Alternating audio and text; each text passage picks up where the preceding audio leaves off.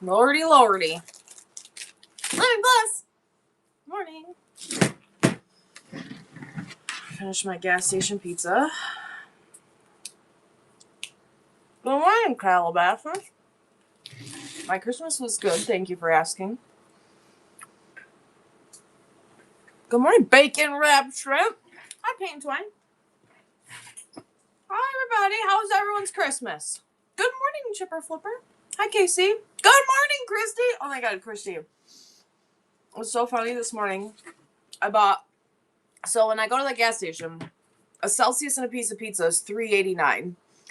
And I was giggling to myself because I was like, you don't need it, but I'm feeling like crap today. And I was like, I'm going to get it. And then I was like, but Christy usually sends me $5 in the morning. And so I also got myself a Santa Twix. So thank you for my breakfast. That you are how I justified getting that Santa Twix this morning. You found out your sis is pregnant? Congratulations. Something unbelievably, yes, thank you. I appreciate you. The golf balls went great. Something unbelievably traumatizing happened to me yesterday. Great choices, thank you. And I can't tell you what happened, but I'm like, it's going to come out at some point, but I'm so, like, I don't even know how to process it at this point. So, and I don't think I'm feeling the greatest. You're just been watching my TikTok? Thank you, Paige. Paige, I hit 50K on TikTok. Living Bliss, I hit 50K on TikTok. And now it's going to go away. Because why wouldn't it? Oh, something good is happening. Goodbye! I was very excited. You were sick all day yesterday? I'm pale? Yeah. I'm feeling, oh, Vani, I can't tell you. It was traumatizing. I'm traumatized. I think I'm getting sick. And it's the holidays. Everyone's sick on the holidays, right? This is actually the first year in 4 years that Cole has not had COVID on Christmas. So that's great. Every year for the last 4 years, Cole has had to open his gifts either in the other room, or one year he had to open them on the stairs because it was like the first year that COVID was a thing. And every year in his birthday, right? So it was Christmas. Then my daughter's birthday is December 31st and my son's birthday is January 4th. And so he would have COVID from Christmas to his birthday every year for the last 4 years. And when he was little, it was bronchitis and everything else. I woke up in a nightmare that I was in labor. Oh, no babies. No babies. I know. And you know why? The only reason that he didn't have COVID this year is because he had COVID like 3 months ago. I'm like, that's fine. You can have COVID now. He has asthma and a bunch of other things that make it so he is more susceptible. And so he's very healthy, but he's still in school. So people are sick all the time. So he had COVID a few months ago. So he did not have COVID for Christmas. So, but we're all like snotty and headaches and coughing and sneezing and whatever. So Christmas is over, right? I hope you all had a great Christmas. The golf balls went great. He is such a good kid. I think it was, you're in taking today? I haven't been. Can I tell you? I don't know why that got censored. Can I tell you the last time I went to a thrift store? It's been like 6 months since I went to a thrift store.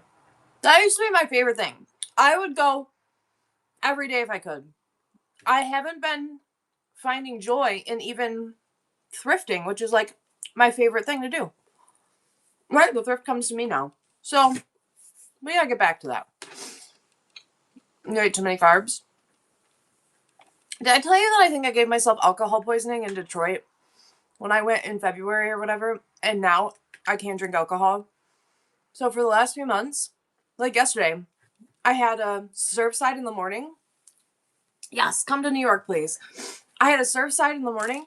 Not in the morning. It was like 1. And I was like, oh, this doesn't really taste good. And then I tried again at like 5, and it didn't really taste... Like, I have not been able to really drink in months because it doesn't taste good and it doesn't do anything to me. I think I killed something inside me. Well, there's that. What do we want to talk about today? It's not a bad thing. It's actually kind of a great thing. I know I leveled up. My body's like, doo-doo, out. Sorry, we went through that alcohol stage. I'm out. I developed a scrappy superpower. Yeah, because I have tried, right? So I am not gonna lie, I don't drink because I drink a Celsius. So I'm down to 1 Celsius a day, living bliss. And actually, yesterday I didn't have a Celsius at all. I had a iced tea in the morning and I had a hot tea after dinner. I I've only been drinking Celsius at work, which is good. I've been cutting back, but so I drink alcohol, right? Alcohol's a devil. For a few different things. This is not okay, right? You're not children, so I don't need to have like a service reminder or whatever, like a PSA don't drink alcohol thing, because you all are adults and understand how bad it is for you. But I drink alcohol to be social because I am socially inept. I'm socially awkward. So I drink alcohol in social situations that make me anxious so that I can relax. Have you ever seen the meme that it's like anxious people need 2 drinks just to get on like a normal people level? So I do that, but that hasn't even been working. And then like I do it to obviously alter my state. I don't drink a couple beers with dinner or a glass of wine with dinner because I like the taste. No, if I'm drinking, it's for a bad reason, right? I'm drinking to be drunk. It is what it is. Now that that's not happening, it's defeating the purpose of alcohol, because if I'm not going to get drunk, why am I drinking this alcohol? So I'm like, okay, this tastes gross and I'm not going to feel anything. So why am I doing it? So yes, my body is finally like, we're over this. Stop being a drunk, whatever. But because of that, I have been in 0 situations. So the last time, so when I went to Baltimore, I had to go to like this fancy meeting thing or fancy dinner after, and I sat in a corner and I took a shot and I had a drink just so that I could like socialize. And that's the last time I've like put myself in a social situation, because I'm not. I'll just be home chilling. You find me at home. Don't worry about me. That's what my pen jam is for. What's pen jam? Social advice, but solid advice, right? Philly, are you still in Philly? How's your trip? How's your thing? Also, this eye is driving me nuts, and that's okay. It's okay to choose to stay at home. Yeah, I think that that's just like what my life is now, which is fine. Oh, got it. That makes me more anxious, Paige. So, fun fact, my whole family has done that my whole life, and it's legal in New York, so it's like a normal thing. I have never been able to find one, and I know that there's like some that gives you energy, some that makes you tired, some that whatever. I get like the stuff that gives you energy makes me anxious, and the stuff that is supposed to calm you just like knocks me out. So I can't do it and still function. I get anxious, or I get like whatever. So like I don't know. I don't get anxious. It just intensifies my anxiousness because I am just ball of anxious. I was going to talk about something today, though. Yeah, so it doesn't, right? It kills me. It drives me crazy, because like I wish like that is the natural alternative. Like I wish that I could do that instead of taking Xanax or whatever. Like I don't want to take narcotics to feel good. I would like to do something natural out of the ground to feel better, but it does not. It actually has the exact same effect that Xanax does on me if I take if I do like the sleepy kind or the regular kind, chill kind, just puts me to sleep. But you got a bubble wrap machine for Christmas? Yay! I need to get my bubble wrap machine back. You ate steak. Oh my God. Philly Flipper, do you want to see so my dad got a 7-rib roast. He ordered this thing months ago. He has been talking about it for 6 months. Look at this rib roast that my brother is cutting. Well, Monica's cutting the kielbasa, but look at that. Everyone's just silently watching him cut this. Look at that. That's half. That's half of the rib roast, the whole thing. Look at, this is just four chunks of it. It was 7 ribs big. I felt like the Grinch. It was so good. It was delicious. So I was in a meat coma.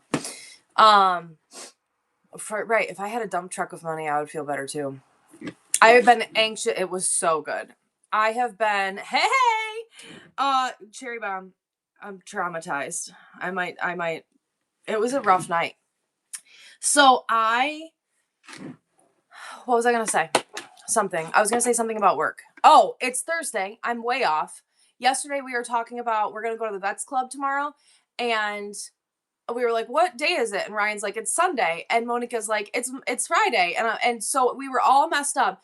So she's like, we're going to the Vets Club tomorrow. And then my dad's like, it's Thursday.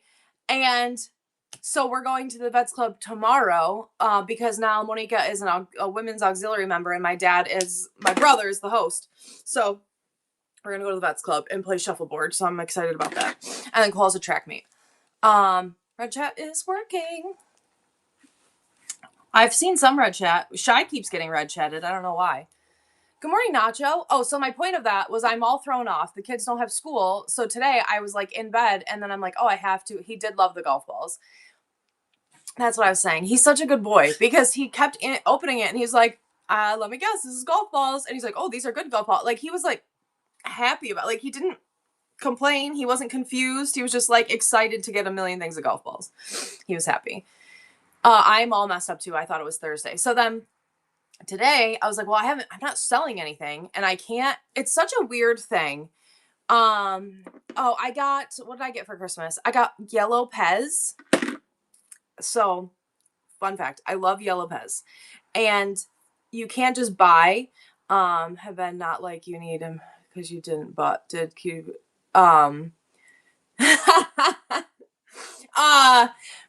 legal, no, but that's funny. I appreciate that. Sorry, red chat friends. So I really like yellow Pez and lemon Pez. It's my favorite. And you can't, like, if you get like regular packages of Pez, only like one yellow ones comes in. So I got an entire case of just yellow Pez. So then I ate like 17 packages of yellow Pez last night till I almost threw up. That was my favorite present. Oh, hello, bronze people. That was my favorite present of the day. My dad got me a camera. I asked for like this little GoPro thing. It's not a real GoPro, but it's like I don't know, like a little fake GoPro thing. And my dad got it for me. I forgot it. It's at home, but I'm going to set that up. So I'm going to try to record more and be like, yeah, what not get over it, right? Oh, you put KKK. So I'm excited about that. And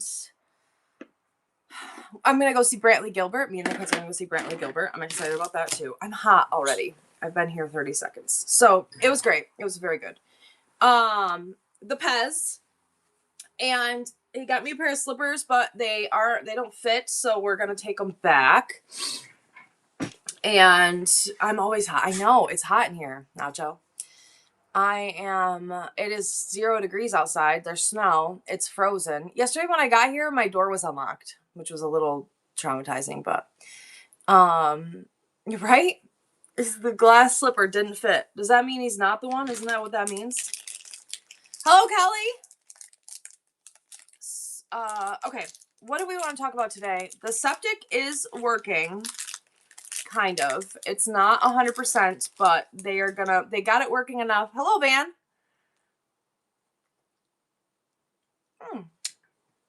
Welcome. They got it working enough. So, yeah, right? Hopefully they break in and fix the septic. You had to exchange your first engagement ring? That's awesome. They got it working enough so that I can flush the toilet, but it's very cold. Good morning, Holly. And they have to climb in there. And so they needed to get someone skinnier, they said, to climb in there to fix the, are you a breakfast food eater? Yes, I ate a piece of breakfast pizza and now I'm eating a Santa Twix to see my grandsons for Christmas, and ex-son-in-law didn't let me see them. Oh, I'm so sorry that happened. I'm sorry that happened to you. Well, hang out with us. So they fixed my septic enough. They fixed my septic enough to be able to flush, but they have to fix the float and something else. So they have to come back when it's warmer and when they can get a guy that can fit in there because he has to get in the tank to fix it. And then also they said that I have 2 pumps and one pump is working and the other pump, it kind of sucks. And what's up, Board of Thrift? And that pump is like $2,500. So they're hoping that the pump just works good enough to get me through. It's just me. It should be fine, but I don't have another $2,500. Exactly, Sunjohn. Most of us have 2 pumps max. I love that Whatnot is choosing to mute this morning, and it's not that. Good morning, Caitlin. How was Santa? Did we have the best day? Did we have the best day? Santa was... Everyone needed to know. Exactly. Everyone needed to know. So do we have work questions this morning? Oh, and shipping. Do you use flat rate? Only Santa is an overspender. Let's do a giveaway. I only use flat rate when I do jewelry shows. I used to say when I did other shows, I don't. I'm lying. I only use flat rate. I handle it for all my packages. I'm Santa. I only use flat rate when I do jewelry shows. Everything else, you cannot fit a piece of glass in a flat rate box. This right here, this beautiful piece of glass, looks like it's thin enough to fit in a flat rate box. No. After you bubble wrap it and then put it in, the flat rate box is only like this big. You cannot fit anything vintage decor in a flat rate box, so I do not use flat rate. My setup for shipping is USPS 1 to 5 pounds ground, or priority 1 to 5 pounds ground over 5 pounds. I would like to, you know what, today, because my hair is still okay from yesterday, I would like to make the rest of your the rest of the videos that you guys have asked me to make. And I'm also doing a high bid auction today, so I have had multiple requests to show how to do a high bid auction. So I'm going to do that video. Is there anything, everyone, please get in this. Hold on, I got to reread what it says. He wants me to put all my listings on Whatnot Marketplace and actually made a sale. Ooh, that's interesting. My charge card got hacked, waiting for a new one. Wings have been clipped. Oh, I hate that. I hate that. So, Philly Flipper, flat rate label. I was so pissed. Really? I would be mad about that too. Philly Flipper, Chipper Flipper said fucker to you, but it muted her. Everyone get this giveaway today. Everyone, please go follow me, the Hodgepodge Place, on YouTube, Instagram, and TikTok. I did hit 50K on TikTok. I'm really excited about that. Only follow TikTok if you like bad dating stories and, I don't know, weird stuff. It's not work appropriate. So, but yesterday I was at 25,902 yesterday, and then today I woke up and I was at 25,890, and I was like, 12 people unfollowed me overnight. Come on. If you paid postage, Whatnot will reimburse you. Yes, if you get a package from someone, you can, and you have to pay postage, Whatnot will reimburse you, and they'll take it away from them or whatever. It's their fault. But the issue is they're not really having to pay postage. You're just getting the package and it's wrong, and it just slipped through the cracks, and it's just shitty. Even you'll have a good date story, right? I mean, eventually, yeah. I need, to see if I have face lotion somewhere because my eyes are looking rough. Everyone getting this gift card giveaway. And what other kind of videos would you like me to make? I've had requests for a high bid video. Someone wanted to, if you look on my YouTube right now, I have the 73-cent, how to do a giveaway for 73-cent shipping video. Maybe I don't. Oh, I forgot my, damn it. I don't have it. Okay. Good morning. I have a how to do shipping, a 73-cent shipping video. I also have a regular shipping video, and also I'm live streaming to YouTube. So hello, YouTube people. I have a how to do like regular shipping because people always ask, make a favorite reseller video. When you come to visit me, I'll make that. Where is it? On my YouTube right now? It is relatively new, so it shouldn't be that far down. Hold on, I'm gonna look at my YouTube and I'll show you. I keep getting USPS. Yeah, that I wish we could fix that, but we can't fix stupid. I have 841 subscribers. That's exciting. All right, if you go to my YouTube, jeez Louise. If you go to my YouTube and you go to shorts, so go to my YouTube, go to shorts, it's the first video on my shorts right there. It's that little Whatnot fella, and that'll tell you, it's only a minute and a half, and it'll tell you how to do the 73-cent shipping. And then also, if you go to videos and scroll down, there's a Whatnot shipping video right there. If you keep scrolling, there's more Whatnot. You would make, hold on.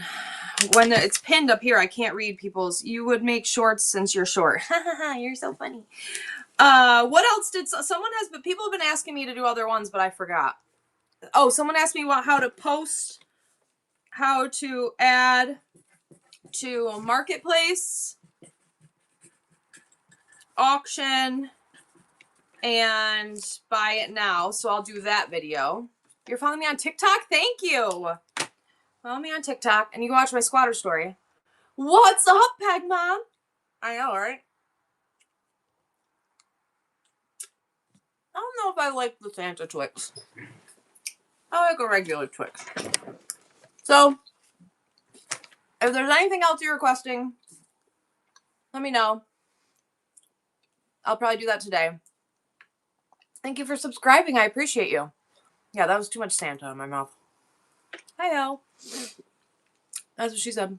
Also, as a reminder, when you open your glass in the wintertime, to let it acclimate or whatever in the wherever you're opening it before you open it, or it'll crack. Pretty bummed about that.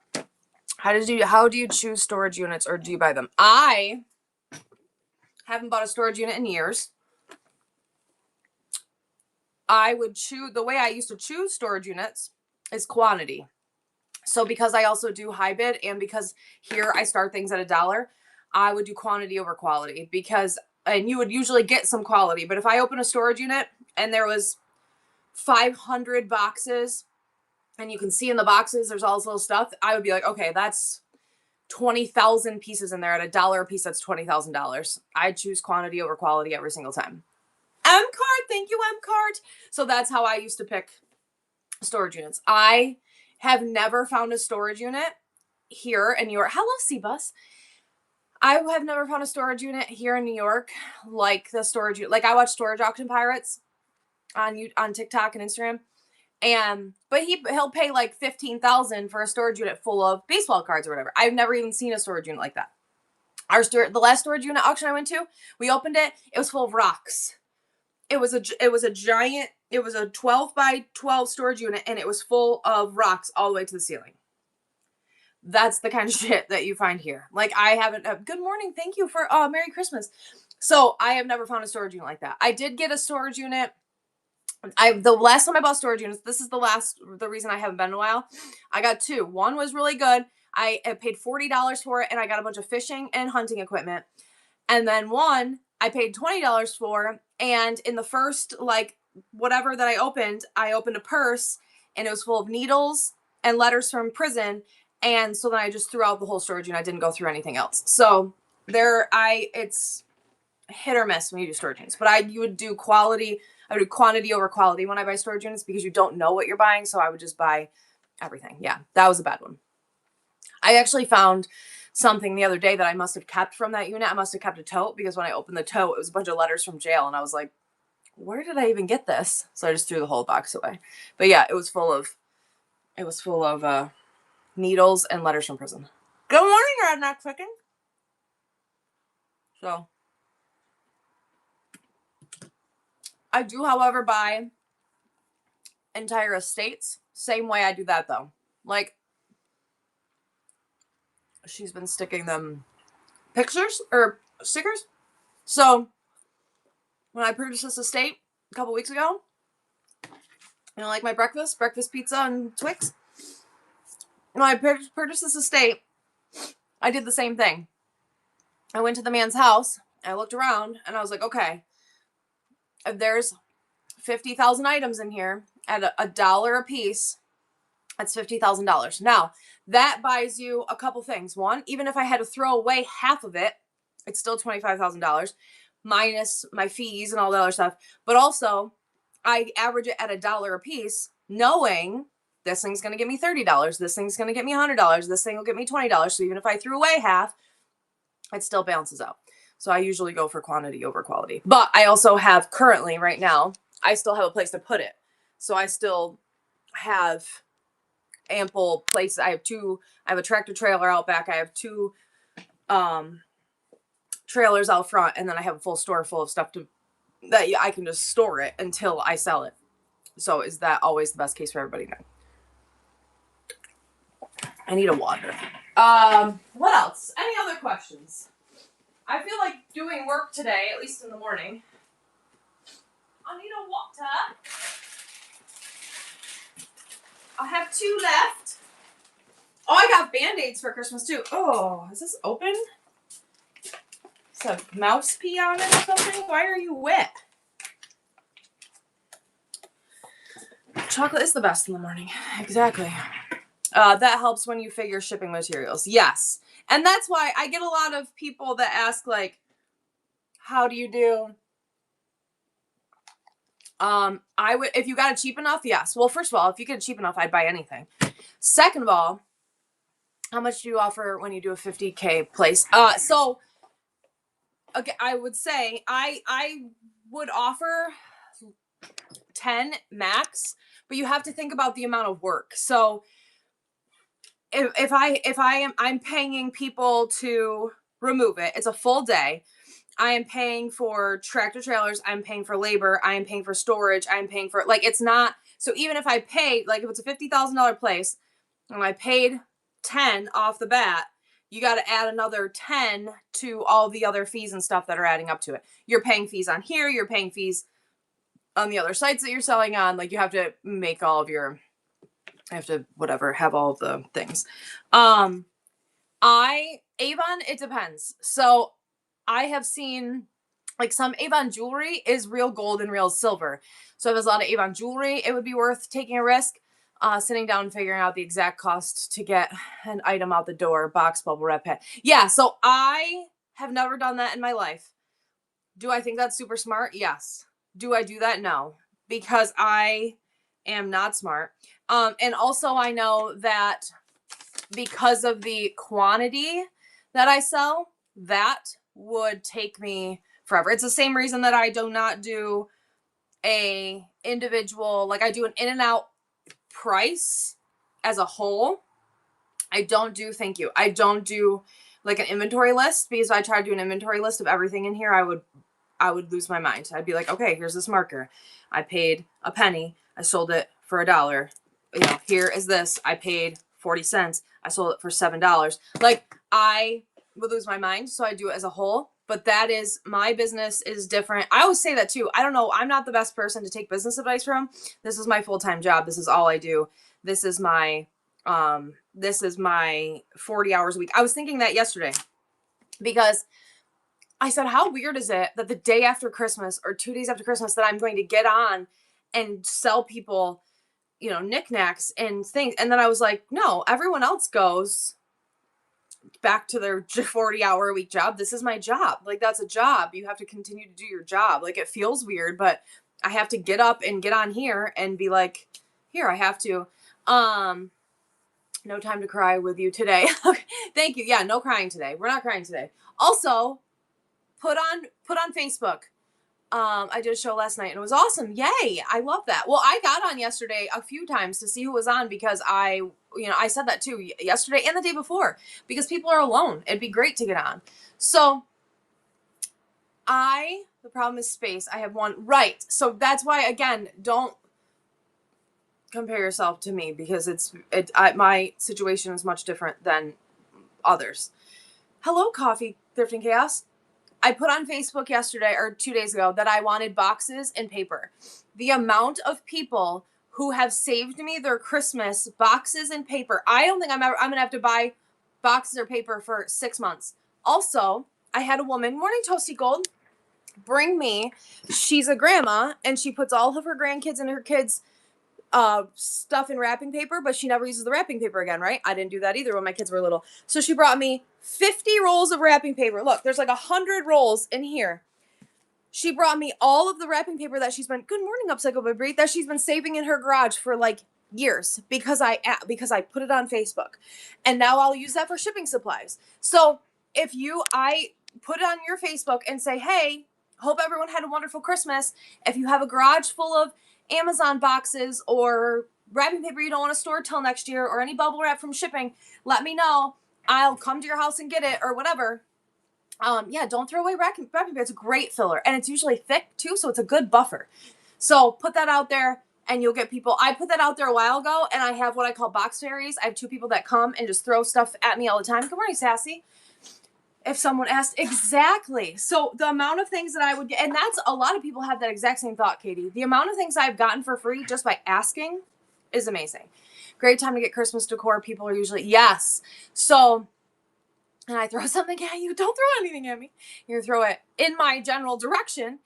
Yes, I have box fairies. And it's so funny. I posted that, and one of the men that does it, his name's Robert, and he commented, "This is the first time that I've been called a fairy, and it hasn't hurt my feelings." And I was like, that's pretty funny, Robert. So I have box fairies. Hello, Retro Lucky Ducks. I have people that come and just drop off boxes. Also, I have uh, a store still, so people can still come here, and it's not like coming to my house. So it's a little bit different than going to people's house. But like Bree said, it's a great time. It's the same thing I do in the springtime and in the fall, but spring cleaning, I'll say, hey, everyone, while you're spring cleaning, when you're thinking about donations or putting things by the side of the road, remember your girl, remember me. I will come to your house. I will come clear everything out. I will help you. If you're donating, please think to donate to local thrift stores, not big commercial thrift stores, because thrift stores like Salvation Army, 90% of that money goes to their CEOs and their higher ups. It doesn't go to help people. When you help small businesses, it helps the community, because look at how much like small business give back to the community. Look at how much we support the football team, we support the school boosters, we support all these things. Like, think about small businesses and people, and it's not that they don't want to, because every time I say that, people are like, oh my God, thank you, I forgot all about that. And the lady at Goodwill drop was rude as hell. So when you put it out there, people are like, shit, thank you for reminding me. Yeah, I'll drop off all of this. Like, I have all this stuff that's been sitting in my car for 6 months. I'm bringing it to you today. Like, you just put it out there, and people usually like to help. Now, are you going to get a lot of bad with the good? For sure. Have you seen some of the drop-offs? Yes. Have I been part of that before I really understood what it was, that just drove up to the back of a thrifty shopper and threw everything at the back and was like, it's their problem now? Yes. Is that the right thing to do? No. But will I take the good with the bad? For sure. If it's free, I'll take everything. You want me to throw away all of your crap? That's fine.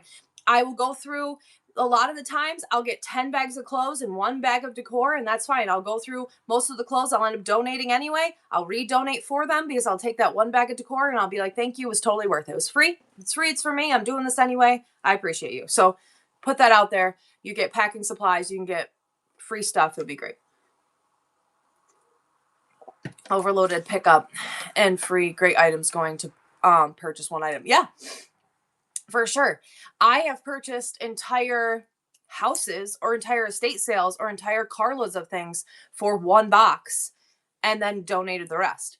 I have gotten garbage, yes. So I used to do, and I still do, I put it out there because people will be like, oh, I'd like to bring you stuff, or oh, and I'll say the trailer out front is open, or I'll say you can drop in front of the trailer. I'll be at work every day. If I'm not there, if it's business hours or outside of business hours, I'm not there, drop in front of the trailer and I will take care of it, just like you would at a donation box. And I've come in and it's been just straight trash. It happens. People suck. It is what it is. I generally will just throw it away. At that point, I will like take a look. I can usually gauge pretty quickly if it's just garbage. And I paid monthly dumpster fee for that dumpster. And I have a big dumpster over here that is like, I'll get, no dead bodies. Right. But generally people are good, because people, if they're going to do that, they're going to do that at a big place. Like my friend Jen, she's the store manager for a Harbor Freight, and they have one of those green donation boxes out front. And she watches, she'll freak out. She'll yell at people. She's like, don't bring your trash. Like, they will just straight up bring a trailer that they just came from a job site, and they'll just dump their whole dump trailer of trash right by that box. Like, there's not one, it's literal just trash. But she also sees people scrimmage,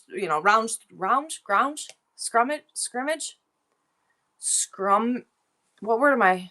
Whatever, through it. How do you set up so you don't get charged? Rummage doesn't sound right either. Scrounge is the word. Rummage? Like a rummage sales? Scrounge. I get bodily fluids all the time. I get mouse poop and pee all the time. It's very gross. I get bottles with cigarettes and dip in there. I live in the country, so every bottle has like spit in it. I don't know. How do I set up shipping so I don't get charged? If you do not change, here's the thing. Here's the default.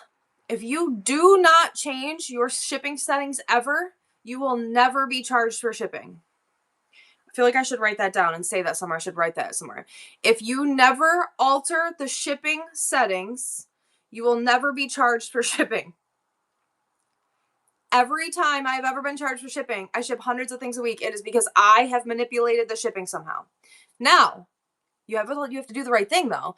I'm not saying if you don't change the shipping settings and then you don't charge the right and it's 6 pounds and you only charge for a pound, you're not going to be charged for shipping. But I'm saying if you do not change the shipping settings and then you sell things at the correct weight, you won't be charged for shipping.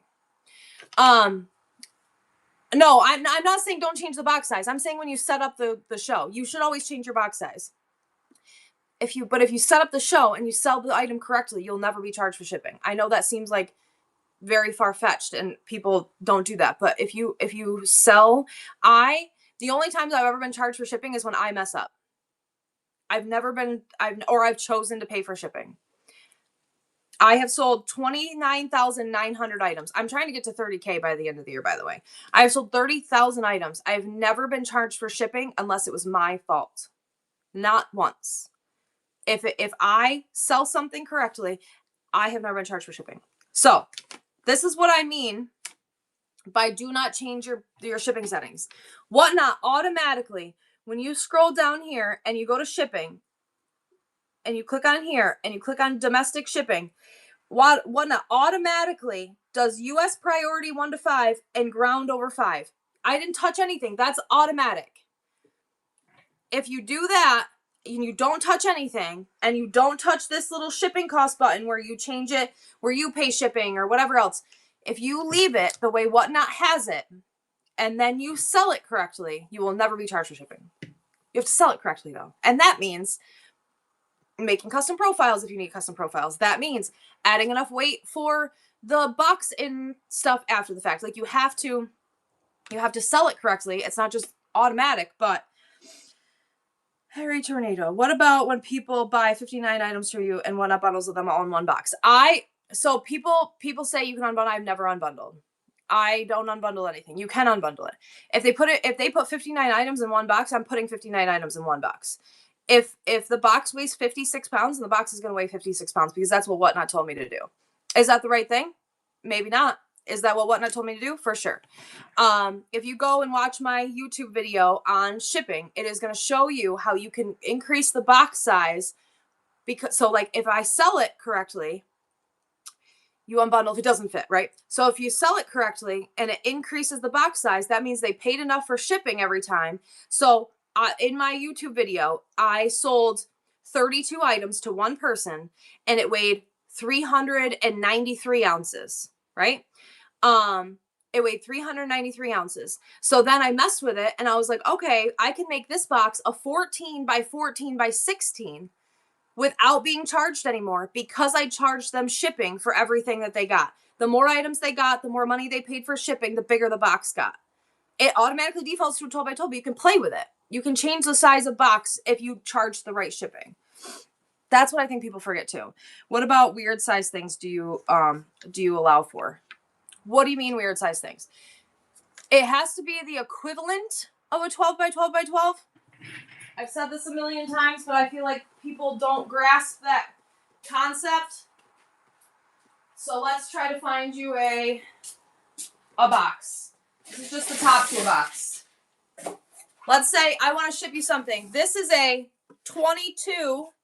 Thank you so much for the tip. I appreciate you. This is a 22 by 2 by 2. This will ship for the exact same price that this 12 by 12 by 12 will ship for. 22 by 2 by 2. You can ship in the equivalent, 1,729 cubic feet. It does not have to be square. It does not have to be perfect. It has to be the equivalent. So if I'm going to sell this to you right now, this is 24 inches by 2 by 3. It's going to go in a tube, 24 inches by 3 by 3. That is less than $17.29. That's going to sell. That's going to sell for the exact same price. Math. Yes. Multiply length by width by height. Or play with it. So here, I'll give you a, if you go to my YouTube and you go down to this video right here, Whatnot shipping video. Is it the best quality? No. Is it going to help you? Yes. Just watch it. So then, questions on shipping. I hate myself. Okay. I make the box for these items. it's automatically going to go in a 12 by 12 by 12, but let's see if it'll go in a 14 by 14 by 14. After you put that in, it's not going to change anything yet until you actually hit that you want to save it. So you look down and look, it's not going to charge me any money to up that box to a 14 by 14 by 14. Let's see if we can make the box even bigger. So I'm going to make the box a 16 by 14 by 14, and it's still going to let me do that for free. So right now we have made that box much bigger to fit our 443 ounces in. Let's see. So 443 ounces was going in a 16 by 14 by 14, but you can play with it. What a slang review if you helpful. Thank you. I hope that you find that video helpful. I feel like it's very helpful for me. It took me a long time to play with, but like I couldn't remember the max it let you. Yeah, so play with it. You can do that right now. So like go into your you can go into any of your orders. Now you have to do it. It's the hard thing with that, and the reason that I showed you is when I had an order that was 414 ounces, because sometimes a lot of people don't get that. So you don't get it until you get it. And then you're like, oh shit, here's 500 ounces. What am I going to do? It doesn't, it depends on every order, but it doesn't depend on every order. You have to go by every order to make it work. But if you do it, if you sell it correctly, it'll ship correctly. Now, I say that as a basic statement because I have to say it black and white because people do not understand gray. Obviously there's gray area, but people make it so much bigger than they have to. Here is my YouTube, the Hodgepodge Place. I have a question. I sold an item out of the buy it now and it was missing described. I messaged the buyer and no reply. Okay, I'm sorry, I don't understand your question. An item out of the bin and it was missing described. I messaged the buyer with no reply. What should I do? It was misdescribed. That's up to you. Like if it's something that you think that they're going to be upset about, cancel it. There's a very detailed list of what doesn't get covered by your, yes. If it's like, if I have this in my buy it now and I didn't put in the buy it now that it has this big crack in it and they buy it thinking that it's perfect and it has a big crack in it, I'll cancel their order. If I have this in the buy it now and I didn't mention that it's dirty on top, but they can just clean it off when they get it, I'm going to send it to them and they can clean it off when they get it if they're mad. Like it depends on what it is, but I would just, if you're questioning, I just cancel it. I'd send them a message saying sorry and cancel it. As someone who never checks their DMs, I don't ever reply or don't ever depend on someone's reply. If you have a concern about it, I would just cancel it. Never use flat rate. So after my show package a sold item, I decided to ship the item flat rate box. Can I select flat rate at that point? No, you can choose. Like, I think you can up to a certain weight. I'm going to say no. I don't know the answer to that. I think if you toggle on to flat rate, if you didn't sell it at flat rate, it's going to charge you. If you sell everything at flat rate and then you have to toggle off the flat rate, sometimes it won't charge you, sometimes it will. So like I sell jewelry and I do flat rate and flat rate. And then it's 76 ounces. So I can put it in a priority box because I don't have a flat rate box that fits. I can toggle off flat rate and it'll still sell in the priority box because it's below 5 pounds. Yeah. So it's under 5 pounds. So like it can and it cannot work depending on how much they've paid for shipping and how much it's shipping at. So you can change it. Right. I want to say yes, but I want to say yes, but it has to be the same. They have to have paid enough for shipping.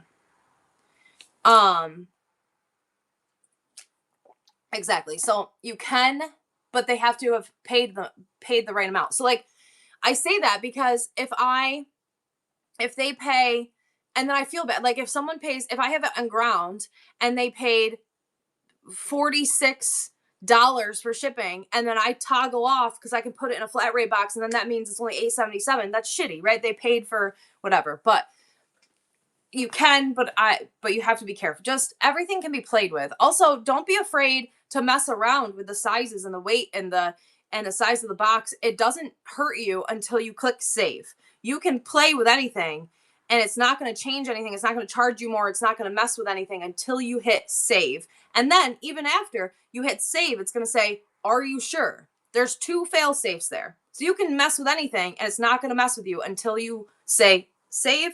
Yes, I'm sure, charge me this amount of money. So just play with it. There you go, Van. Or Mike. Van says yes. I don't ever do it because anytime I've done that, I've been charged. So I just try to ship it the way I sell it. Because apparently when I've done it, I've messed up. So I don't do it. So I bought some 90s band shorts from you for my millennial children for Christmas. They loved it. Yay! The shirts, oh, that's awesome. I gave my son a TLC shirt yesterday and he loved it. But it's a little tight. But he, that's awesome. 90s band tees are back, man. They are cool. I love that. I'm glad they loved them. Thank you. I did get some nice Christmas pictures and messages yesterday. Thank you to everyone who sent that. If I did not respond to you, I posted a meme today that said, if I didn't text you Merry Christmas, I don't worry, I still love you. I'm just an idiot or something like that. Just in case. If I didn't text you Merry Christmas, just know I'm lazy, but I still love you. So like if I didn't answer your message, I still love you. I just didn't respond to people yesterday. Christmases can be very overwhelming sometimes. Holidays can be very overwhelming. Everything can be very overwhelming. I missed it. How long or how many boxes did it take your son? Oh my gosh. So it took him about 3 to realize that all of his things were going to be golf balls, but he was like as excited for the 20th box as he was for the second box. So it was cute. He was very happy. You're about everyone 4 a.m. I love that. I'm going to make a video about it today. I had to delete a bunch of programs because I ran out of space. So I tried to make the video and I didn't have enough space on my phone to make it. So I got to delete some stuff. Hello, bronze people. I followed you on Insta and now you're the first. Yeah, I love that. Thank you. Thank you for following me. I hope you find me entertaining. Yes and no. You have to do it a lot to get in trouble. I don't know what the percentage is, but canceling one is not going to get you in trouble. I have to cancel all the time. I've had to cancel because I break stuff when I'm packing. I've had to cancel because someone buys something out of a bin and I can't find it.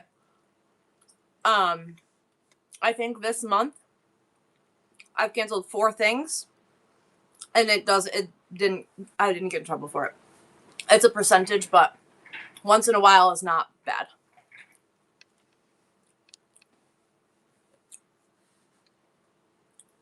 Yes. Thank you, J-Home. Katie, they are focusing more on that because they're being charged a lot of money. They're being charged a lot of money. They are getting a lot of negative feedback. They're getting a lot of upset customers. They're getting a lot of people because people are charging incorrect shipping. And it's messing with everything. And it's going to mess up their deal with USPS and everything else. So, yes, they are trying to focus more on shipping correctly. Is every December this bad with USPS? Yes. I said it last week. But some sellers are horrible packs. That's true. I said it last week.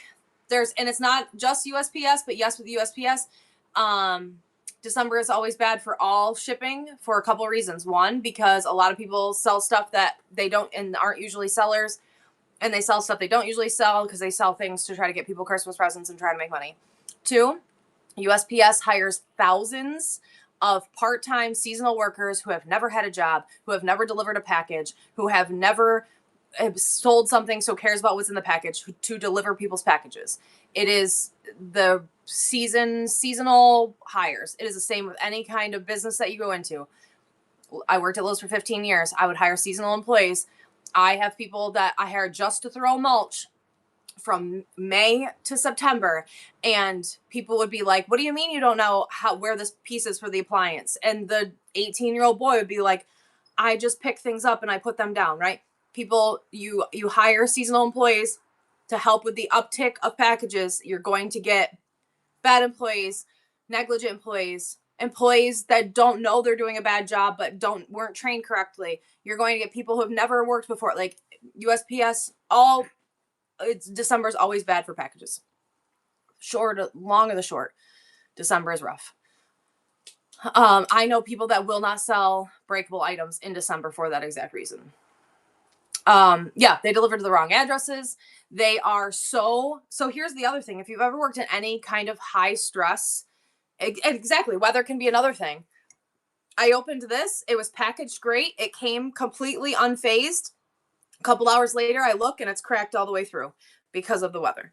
It is so good to know this. So if you've never worked in a high stress area or high stress business, or a business where you have millions of people wanting their Christmas presents and then bosses screaming at you to get your job done, and you have to fit 20 hours of work in an 8-hour window because they won't pay you overtime, or you want to go home to your own family, you are going to mess up. Did you see the news where the Amazon driver was throwing packages into the woods because he was so stressed? He was just marking them as delivered and throwing them all into the woods. The other day, 2 days ago, my boyfriend is a tow truck driver. He had to go tow an Amazon truck out of someone's yard because the Amazon driver got stuck in someone's yard and quit and walked away that day with a truck full of Amazon packages. He said, "I quit," and he walked out, and he left the Amazon van in someone's front yard. It is a stressful time of year for everybody, and people. I am not a Karen. You literally can.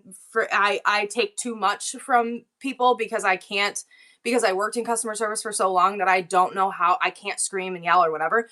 But people are nasty and mean and push people to their limits, and bosses too. Bosses are screaming and yelling at this kid. This kid's probably 20 years old, trying to deliver packages, got stuck, called his boss, and his boss was like, "What the hell do you mean you got stuck? What is wrong with you?" Blah, blah, and the kid left, right? So it's lots of things go into December being terrible for packages.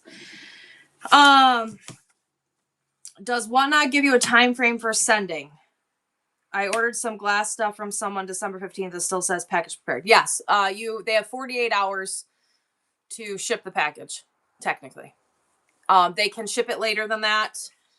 And then they get a penalty. If it's been over 10 days, I would open a claim.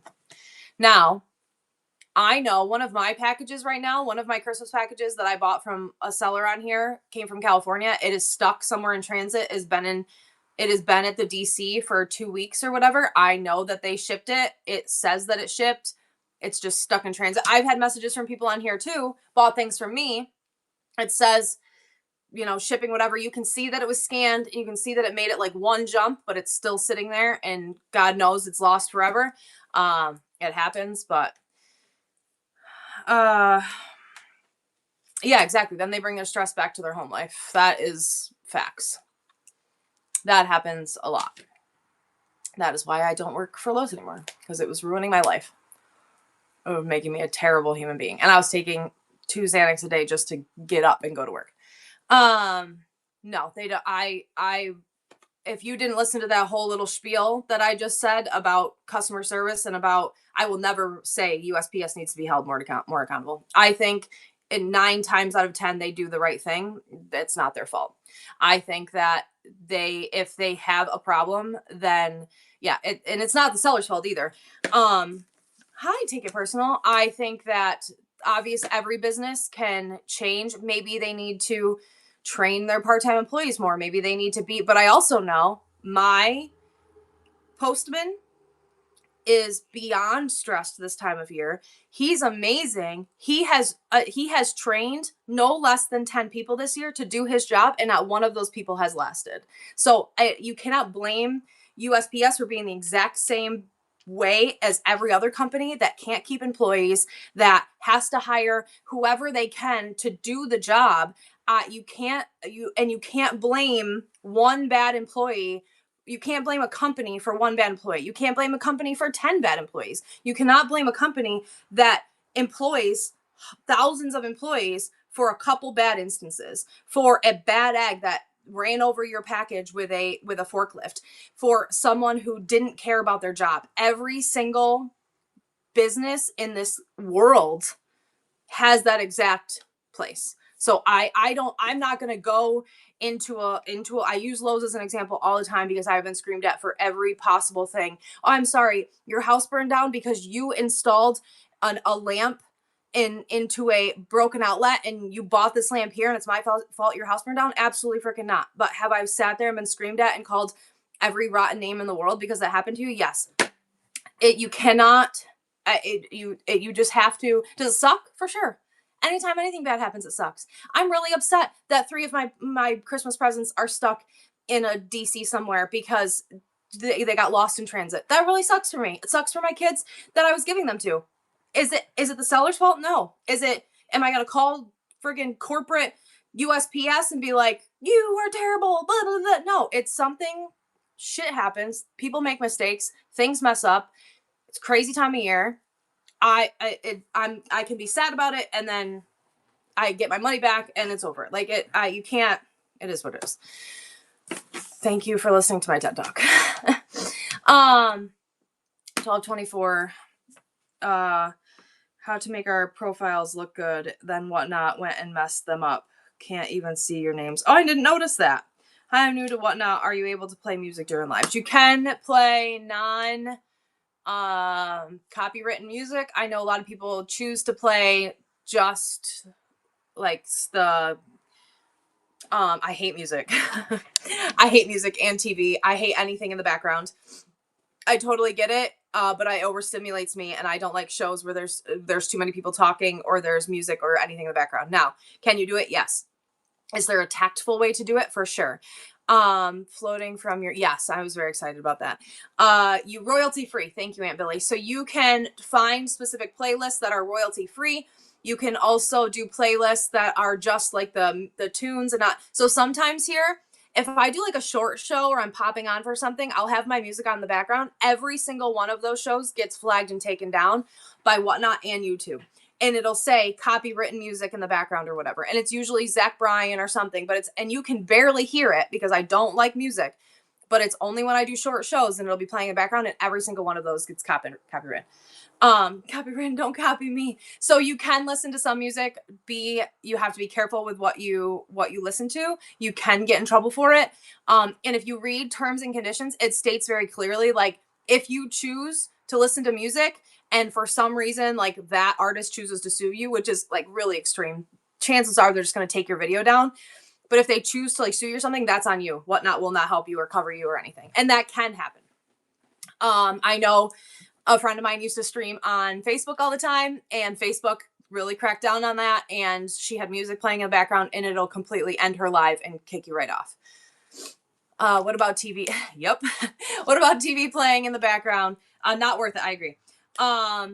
Same thing with TV. I don't think most things that are not copywritten or like streamed. So like if you watched any Christmas movies this year, every Christmas movie you had to buy. So like I had to buy Home Alone 2, The Santa Claus, out like every Christmas movie that I had to buy, even if I had owned the streaming thing, it gave this little thing and said due to streaming rights. Like it's the old the FBI warning at the beginning of a VHS tape, like that's starting to be on all movies again.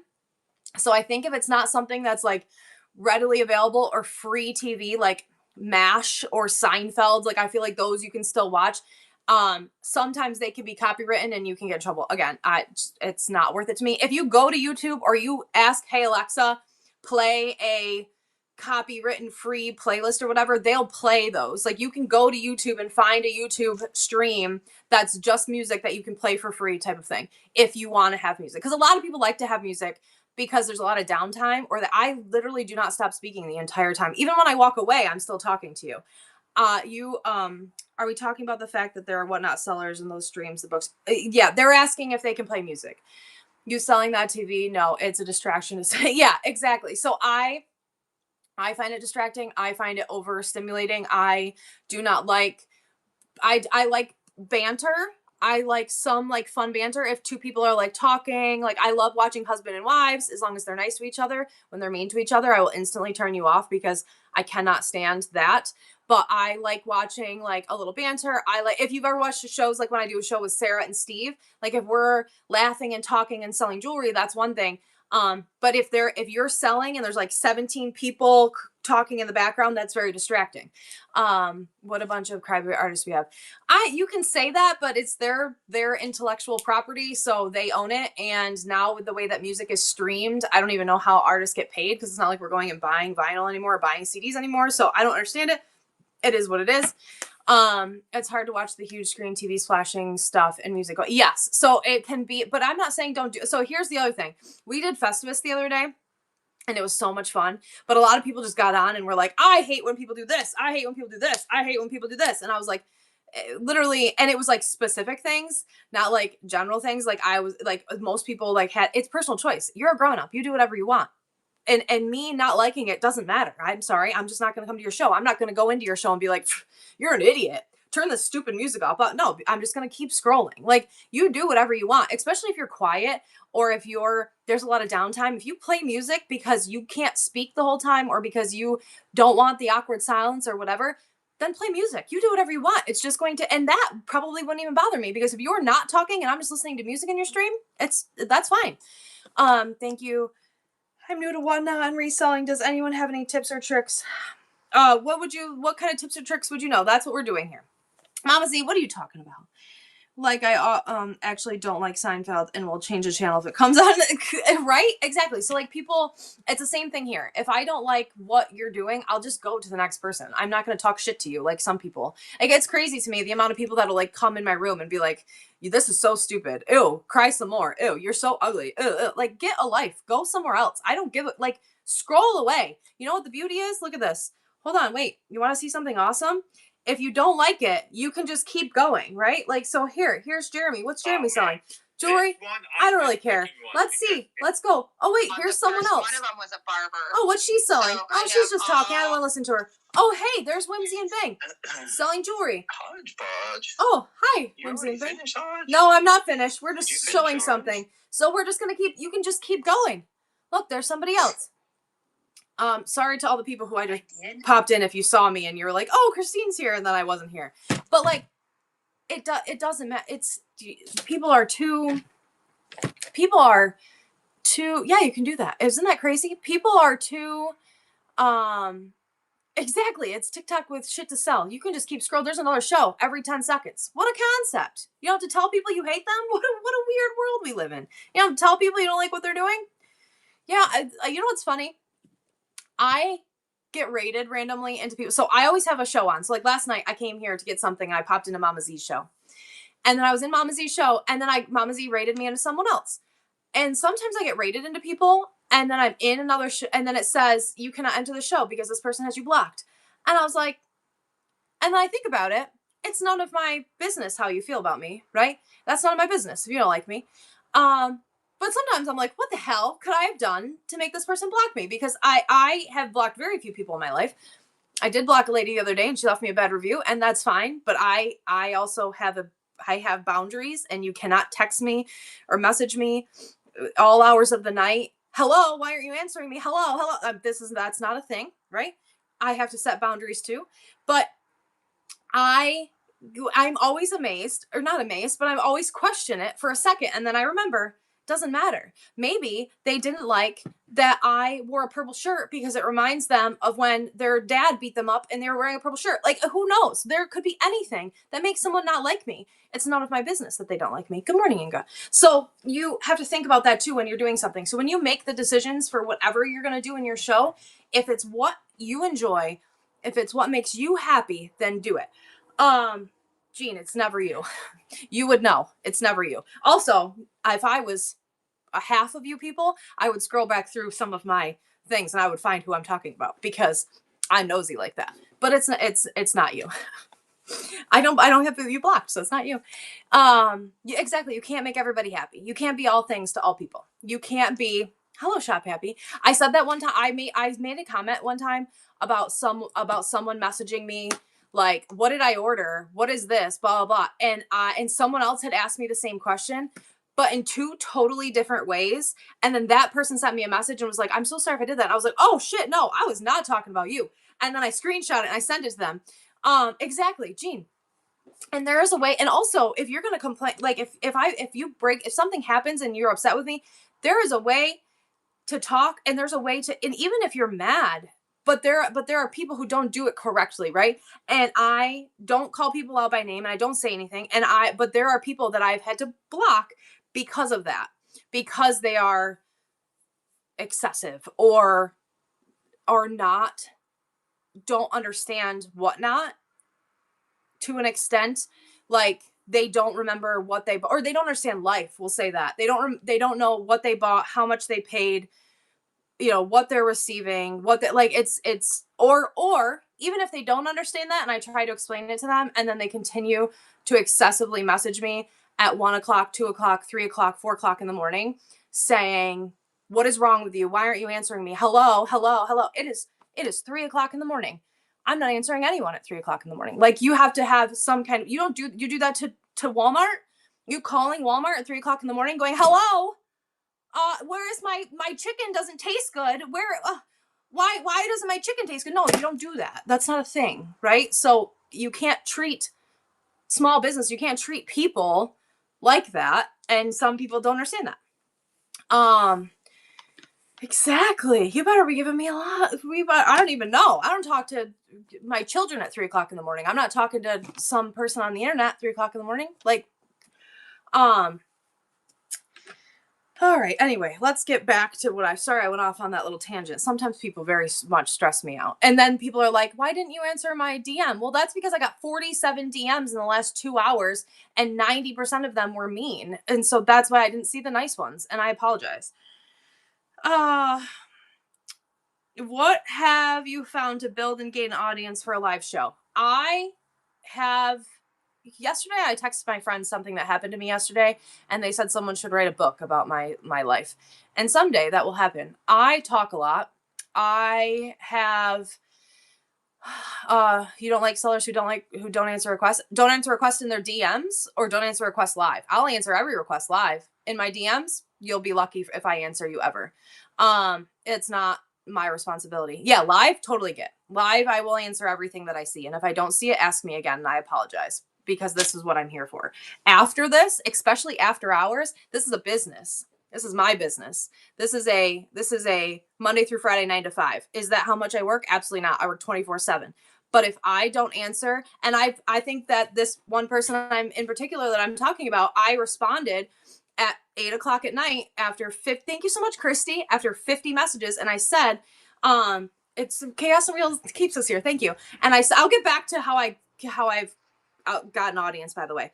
If I respond to you, I apologize for whatever's happening. I will look into it in the morning, and your response is awesome. Thanks so much. That's great. And I'll look into it at business hours. I don't have my computer at home. I don't have my iPad at home. I have just my phone. So if I respond because I have this burst of energy at 8 o'clock to respond to DMs, and your response is awesome, thank you, or okay, thanks, or whatever, you can ask me anything ever, but I'm going to respond to you during business hours, right?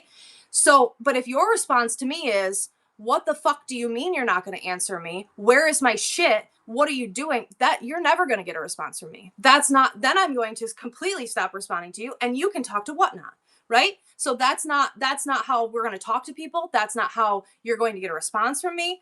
Kyla, what did you say? Oh, snap. The person that left a bad review has been kicked off whatnot. Perfect. Even better. I love that.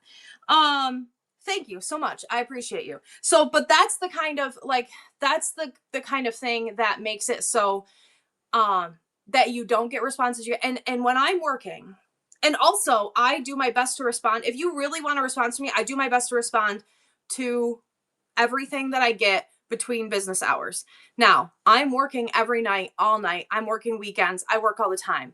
But I try to set those boundaries. One, because the first year of whatnot put me in extreme debt and also extreme mental badness. I don't even know how else to explain it, except for I was on whatnot from the minute I woke up to the minute I went to bed.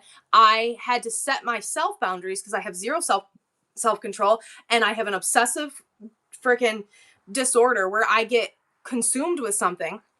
I was on from the minute I went to bed to the minute I woke up to the minute I went to bed. I talked to people 24/7. I didn't watch TV with my kids. I didn't, make dinner because I was too busy on this app. So And not only that, I was too busy responding to text messages and DMs, and I had to set boundaries for myself. So I try not to even look at messages after a certain time, but also sometimes because I have like my mentions on, I will get a thing and I will go to look, and then I get sucked into a hole, and yay for boundaries, working on it. Let's get back to creating an audience. Let's get back to, so if you're new, hi, raise your hand if you're new. This app, you have to, so what I said that I did was to the extreme. Gift to chat. Christy gifted chat. Christy, I love you. Thank you for reminding me. Christy, thank you so much for purchasing a gift to chat. I think you're amazing. Also, thank you for your tip and paying for my breakfast, my Twix and my breakfast pizza that I had this morning. Okay, save, add listing. I'm going to get in this giveaway, and then we're going to talk about how you have to build your tribe, right? You have to find your people. There's people on here. Everyone please go follow Christy. There are people on here that are my now lifelong best friends that I did not know 2 years ago. I have 2 friends in real life that I've known from off of this app, and everyone else I talk to on a daily basis are people that I've met on this app, right? But you have to be consistent. If you say you're going to do, so when I first started, I did a show every single Tuesday. Hi, my name is Christine. Here's my little spiel. About 75 people could type this in the chat right now. My name is Christine. I have a full store full of stuff. Antiques, collectibles, jewelry, glassware, clothing, a little bit of everything. I do different shows every single day.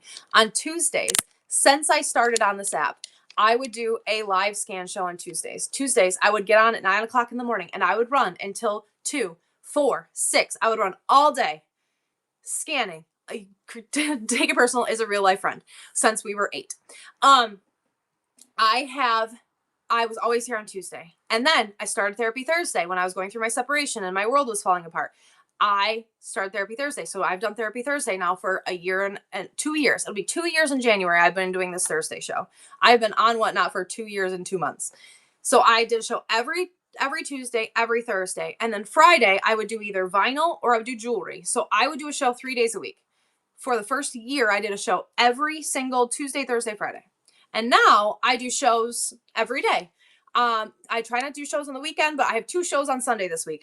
In my New Year's resolution, I'm not going to work on Sundays. I already have like 3 shows scheduled for Sundays in January, but I'm going to try really hard. But consistency is key. My Christmas was good. Thank you for asking. Right, Liz, I'm trying. Finding your people, building your tribe. And I know, I really want to. I need one day. And that is what I'm going to really try to do. So that is my goal. It's good you need that. I know, I need balance. Unless it's Halloween. Exactly. If it's Halloween, you're getting me all day. That's how it works. So you have to, and also I said this last week and I have said it a bunch of times. Social media selling isn't for everybody. Do I think everyone should try if you want to? 100%. Do I think that you should give up after your first couple shitty shows? No. Do I think you should give up after your 50th shitty show? If you don't want to, don't. Social media selling is hard. We talk about music in the background. We talk about talking. I have said more words in this hour that I have been on than most people will say in an entire day. Social media selling isn't for everybody. I do not sell well on other stagnant platforms because I don't take good pictures. I don't write good descriptions. I don't have the attention span to sit and post pictures and do a good job. Social media selling works for me because I can tell stories and I can talk and I can help people. And then my personality can come through and people can get where I am. But it's hard and it's not for everybody. So do I think you should try? Yes, for sure. Do I think there is a place for you on this app, even if you don't do well selling? 150%. That is the part that I think people misconstrue when I say that this isn't for everybody. There is a place for you on this app. It just might not be this selling. And even there are so many successful sellers who have 5 people in their room and they list their things at the price they want. And then, thank you so much, Emcar. I appreciate your tip. Thank you so much. They list their things at the price they want, or they get on here just for the social aspect. They get on just to talk to people. It's not going to be the same for everybody. And also, you have to put in the work. If you put in 5 hours of work a week for a year, you're going to get back your investment. And that is fine. If that is all you have for this, because it's a part-time gig, it's a side hustle, you're a stay-at-home mom and you have a million things going on and you're doing it just for the social part of it. You're going to get what you put in. I do this minimum 40 hours. I do this. I talk to you for 40 hours a week. And then I do the other stuff for another 40 hours a week. But this is my full-time. You're never going to get, that is the other thing when people are like, oh, big seller, blah, blah, blah. Most of the big sellers that you see, this is our full-time job. This is all we do. This is our entire life. I got out of bed this morning thinking, why am I going to work today? What am I doing today? It's Christmas week. What are you doing? No, this is my job. I have to. I wanted to stay in bed. I wanted to stay home and play games with my kids and clean the house and get things nice after Christmas. You have to come to work. I did see that. I do want to apply to drive the Oscar Mayer Wienermobile. 10 people sent me that job requirement. I think I might do it. As a new seller who hasn't had a show yet. Who's going to win this giveaway from Christy? Everyone please go follow Christy. Still setting up. Should I offer to pay for shipping? No. I'm going to give you Dar. Dar, you won that giveaway from Christy. Thank you, Dar. I am going to tell you right now, I would not do that. I am the opposite of most big sellers' advice when it comes to that. I think that's stupid. Every time I have paid, unless you're going to sell your items at eBay prices, right? So if you're going to list your item with your shipping included, so like this is a $3 item, but I'm going to list it for $5 because I'm going to offer you free shipping, then yes, do free shipping. But if you're going to do dollar starts and pay for free shipping, you're going to lose your ass every single time. Don't do it. It's not worth it.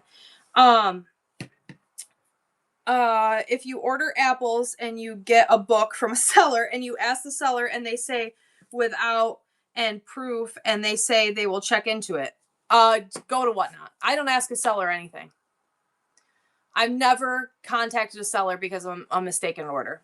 Not once. Literally not once. And some sellers are like, I wish you would have talked to me first. That's cool. That's not Whatnot policy.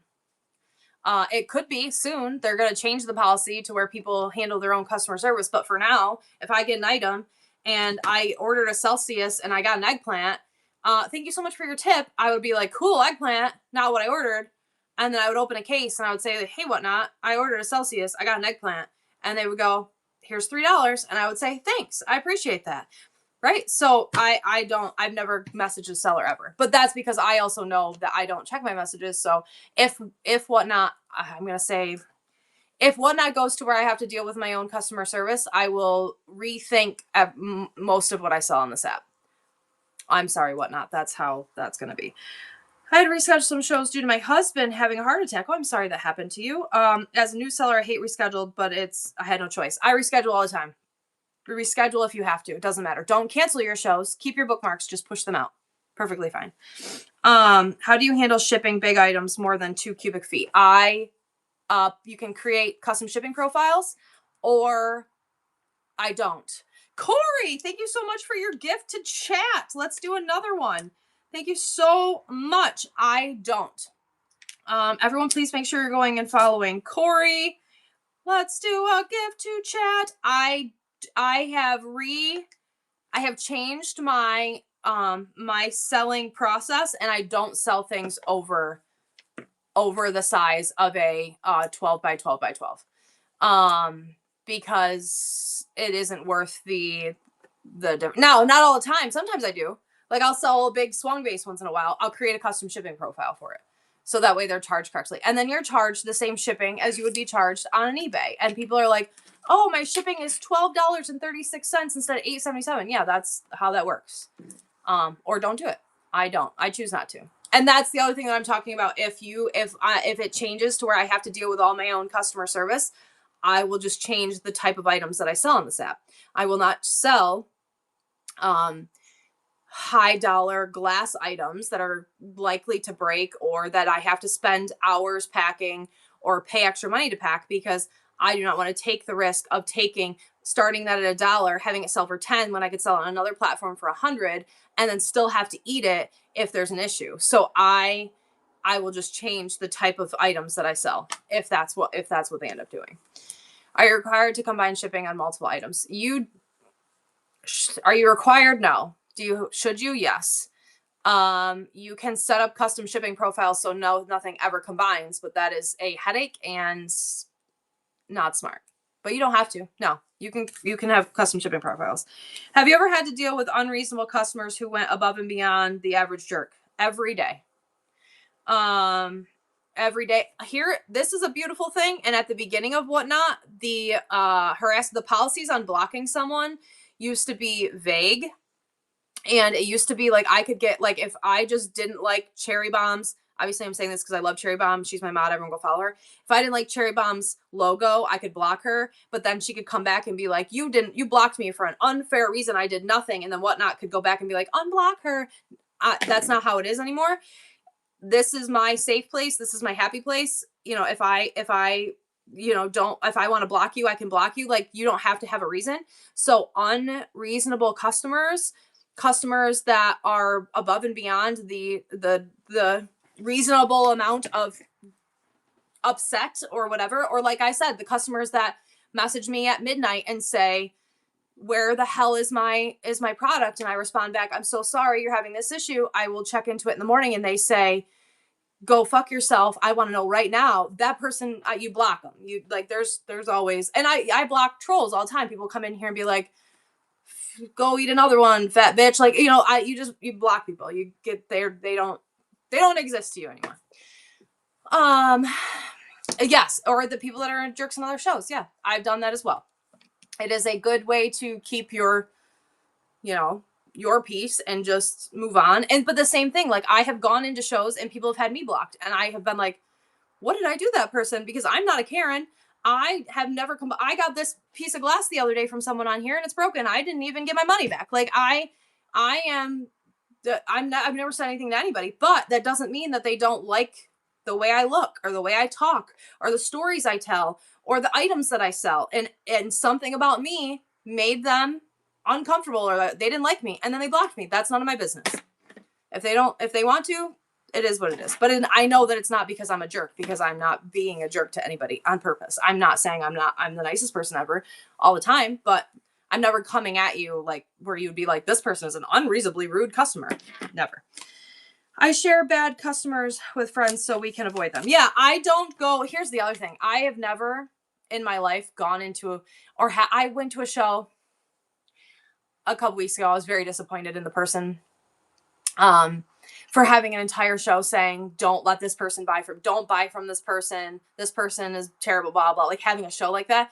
Now, will I send that to the group chat and friends and say, hey, watch out for this person. Here's what they did. Yeah, for sure. But will I like broadcast? I wouldn't even call someone out on here if they slapped me in the face, right? Like, I'm not coming on here and calling people out in front of 200 people. That is bad business, but this is my business. It's your personal life. You can do whatever you want in your personal life. This is my business. I'm not trying to alienate anybody in my business, but I think it's tacky. So I have deleted people that are doing that are calling people out. Price shaming is bad business. Price shaming is very much bad business. I've said that a million times too. I paid $2 for this. If Cherry Bomb wants to buy this from me for $10 because I'm going to ship it to her for free because she likes my face, because she wants something that I drank out of. Oh, this giveaway is running. Everyone please go follow Corey. Corey, thank you for this giveaway. I appreciate you. Sorry. Take it personal. You won the giveaway. Yay. Thank you so much. If you want to, Jamie, congratulations. If she wants to pay 3 times this price because she likes me, that's no one's damn business. That's her business. Same thing. You know how much hate? So last week I had a life-changing week, right?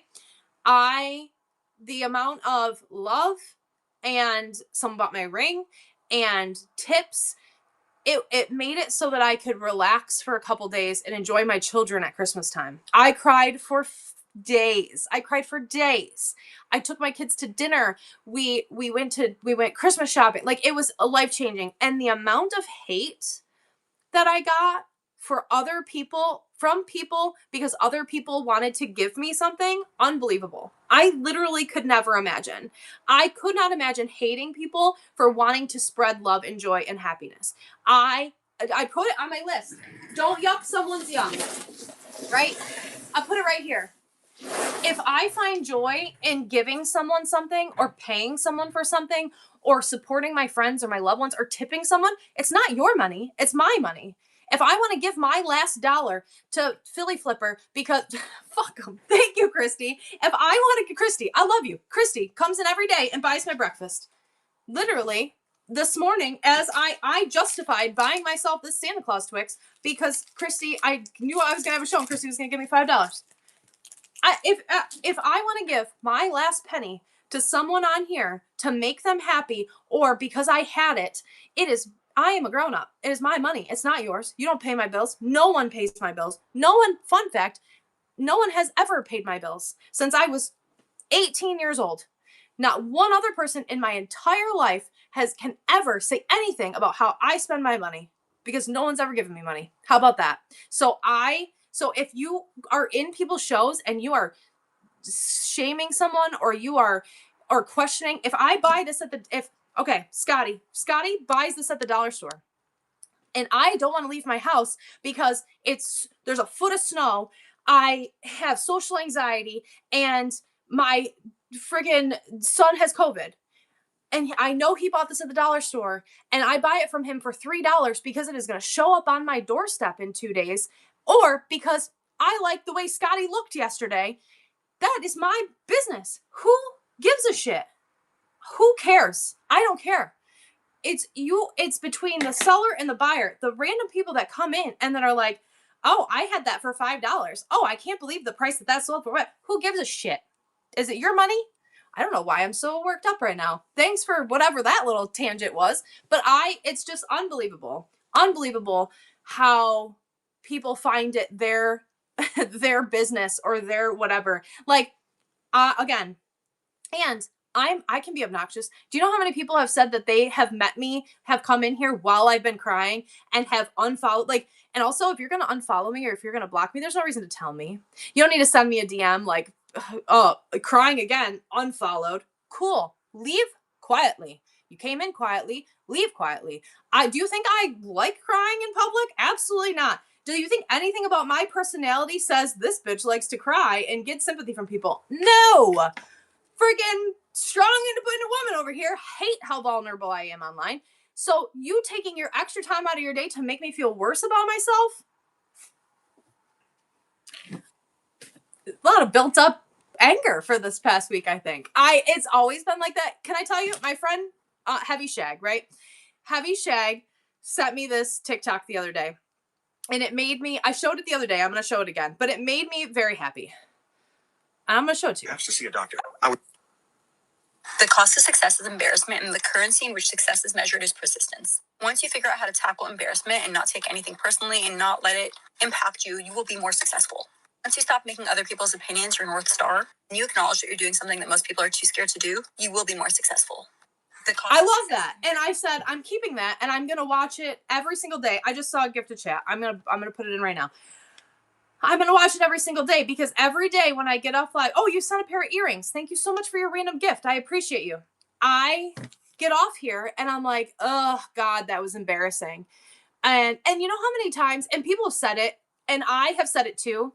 A repurposed resale, I think, is one person that I quote all the time, and that she doesn't know, like, she didn't know the impact that she had secretly on my life because I'm in your show. I'm in people's shows every single day. Thank you for your tip. I appreciate you. Also, the amount, do you guys understand how big, I know you do. I know you understand how big $1 can be or $5, like how much that adds up, how that can be changing, how I ate breakfast today because Christy gave me $5. Like, anyway, besides the fact, I told you the story about the woman that used to make me lunch when my kids were little, I didn't have anything, right? Have I ever told you that story? Gonna cry.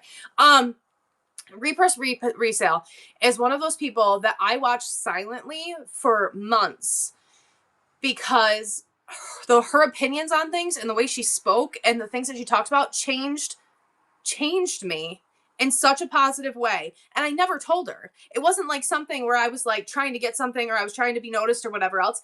I just always went to her show and I always listened to her. And then finally, a few months in, I was like, I have to tell you that this specifically has changed my mindset on so many things. And I appreciate you for that. So No, I'm not crying today. Fuck that. Stop. So, and then people will say that to me. And I'm like, what? And they're like, thank you for sharing. Even like last week when I was talking about like interstitial cystitis or my health issues or whatever, the amount of people afterwards who are like, oh my God, thank you for talking about that. Thank you for being open. And I'm like, holy shit. Like, you don't think about it. You don't think about the impact that you can have. And I still don't. Every day, I'm like, why? And like when I told the kids, when we were sitting at dinner, I explained to them like the tips that I had received last week. And they were like, why? And I was like, dude, I'll never understand. But I am going to tell you some of the things that people were saying. And I told them about how, like, you know, that one person's father had passed and they found, then they came here and they were happy. And and I was telling them all of the nice things that all of you guys said during that show. And they were like, oh, we didn't know that. And I was like, yeah, I know. Isn't that crazy? So like, it's, you don't know why. So like, don't be whatever. It doesn't matter. I got to get off this topic. Can we talk about something else? You left. Dude, I was a mess last week for days. And my daughter, I showed my daughter the clip and my daughter was like, I got to record that. I said, why? So you could show your friends and laugh at me? And she said no. Selling snacks? What kind of snacks? Oh my gosh. So the golf balls, I'm going to make a video today of the golf balls. So if you don't know, I bought my son like 1,000 golf balls at an auction. And then me and my daughter individually wrapped all these golf balls. And not individually wrapped, but like we made different boxes. And everything he opened yesterday was golf balls. So like we bought thousands of golf balls. And every box that he opened yesterday was golf balls.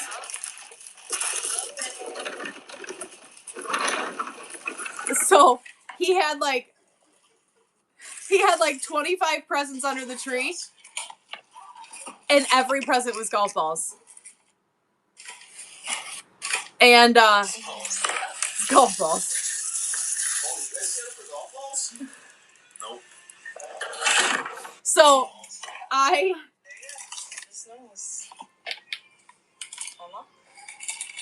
Macaroni. oh yeah, and I'm gonna put some macaroni in there too. Full on macaroni. Yeah, what is that?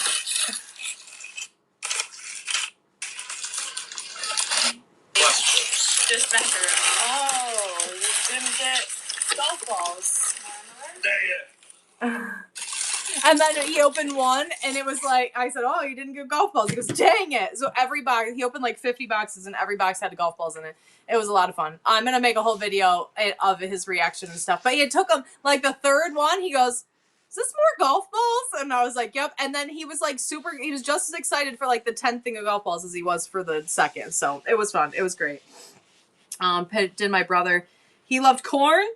Oh my gosh. Can I tell you, one time I got Locker Ballers. I'm not sure if you can answer this, but I know you have to do it on a computer. And did Locker... Oh, I have a question. I'm a new seller. How do you bundle orders if the items don't fit in one box? How do you unbundle or how do you bundle? I'm sorry. How do you unbundle? If you click on the... Oh, you know what? I'll make a YouTube video about that today. Unbundling items. Unbundle items. If you click on the order, like the whole order that you want, and you go over to the right above, like where you would print the label, it says unbundle items, and you can click unbundle and then click on the items you want to unbundle, but you will be charged. The unbundling items came up a lot. Okay, I'll make a video on that. I've never unbundled anything. Just throwing that out there. Thank you for your gift, Vault of Interesting. I appreciate you. I don't unbundle anything. If it tells me to put 52 pounds in a box, I will put 52 pounds in a box because that's what Whatnot told me to do. Is that the right answer? Probably not. A lot of people unbundle. I don't. I'll do it if it isn't going to charge me. If it's going to charge me more money, I'm not doing it. Did you know also that TikTok flagged my juggling video the other day because it was 2 balls and an eggplant, and they flagged my video as inappropriate? There are literal half-naked women doing dirty deeds on this app, and you're going to give me shit about juggling? So I appealed, and I said, I am literally just juggling. Really? What are the 2 devices you're using for your show? I have my iPad because it's bigger so I can see the chat, and then I have my phone. So I Yes, I appealed it. So I start the show on my iPad, and then I list and post from my phone. Also, someone was asking about my iPad. I got this. It's a refurbished iPad. I got on Amazon like 3 years ago for $99, and this is all I use it for. But it works great because I don't do anything else on it. So it streams fine. I connect to the Wi-Fi, and it was $100 on Amazon 3 years ago. So a refurbished one works perfectly fine if you're looking for something. I like, and people are like, how do you? And the picture looks great, even better, and the sound is good. But I'm yelling. Big difference between big jugs and jugs. Exactly, right? I'm just juggling balls. And it's fallen off my car and I got ran over by a truck. It does have a giant crack in it and a bunch of little cracks right there, but it still works fine. Has good iPad deals. New egg. Okay, good to know. Hello, K-Soldier. How are you today? When you just showed your phone, it wasn't showing the live. No, I can see the chat and I can post and list, but it doesn't show my video. The video will only show on the first device you start, or if you use a computer, you can see it on the computer, but it won't show on both devices. But it does show the chat, and I can load from here. Speaking of canned corn, did you ever figure out who? No! I thought for sure someone around Christmas time would tell me. No one told me. How are you holding your iPad up? You are on top of a box leaning against my Postal Service mug that my friend Take It Personal gave me. Super official. Super official. I sent out a box 22 pounds for Christmas, and it said large flat rate box, but it didn't all fit in the box, and it went through fine. Yeah, that's illegal. Don't do that. But glad you got away with it. Which device is your camera? My iPad. My iPad shows the thing. And it doesn't, like I said, it doesn't have to be like an expensive device or whatever. And you can use your phone. It's a Primo iPad holder, right? I use my phone sometimes if I'm if I'm doing like walking around or whatever. It's just the chat is so much smaller. So people are like, how do you read the chat so good? Well, the chat one is really big. They said it was correct. Oh, good. So yeah. So I tried, like I said, you're a grown up. Oh no, I popped it. Oh no. Bleeding from the leg. Damn. I popped it. Can you use the computer as the camera? Yes. If you have a camera on your computer, you can use the computer as a camera. Never looked sketch. Tripod can create more issues. Yeah, so I tried a tripod maybe once, and then the minute I want to, because I do this a lot too, and I'm like, do. You can't pick it up off the tripod. Sometimes you can't hear people if it's on a tripod. Sometimes if I want to list something and it's on a tripod, I can't move it. So I usually prop you up against something. Right now you're on top of a priority box propped up against a mug. So that's is what it is. You work with what you got. You take what you can get. You work with what you got. I don't know, whatever. You're welcome. I think that people put a lot of, I also don't have a ring light. I know that ring lights are helpful sometimes. Yeah, follow me on all platforms. Thank you so much. But I don't use that. I know that there's tools that you can use to make your life easier. This is just, I'm minimal.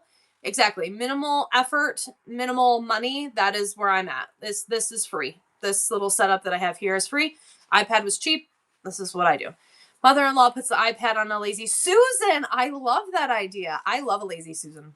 My friend's grandma, I used to call her Spinny Grandma.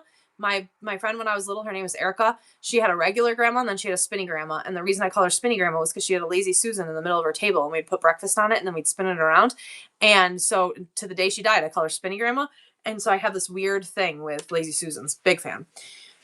My light is always bright. That's good. I do have fluorescent lights in my shop, so I feel like that helps. I also always try to be facing the window so that the sunlight comes in. If I do shows at night, I just try to make sure I have all my lights on. I am in a store, so it's bright lighting, but I don't have a ring light. You also shine bright like a diamond. 12 USB light, $10, no batteries. Can't lose. There you go. If someone tipped me on Christmas, would it be instant? It should be in there instant. It's just the same shop that you had your store in. Yes, I'm still in that shop. We are putting positive vibes into the universe that I get an offer at the beginning of the year and sell my shop. That would alleviate 97% of the issues that I have is if I sold this building. We're so putting it into the universe. We're manifesting good things. This right here, what is that? Did I poke myself at some point? What is that thing on my face? Gamma calls her that because she wore a blue peacoat. Exactly. You had a blue Gamma. She had a spinny grandma. Call her spinny grandma.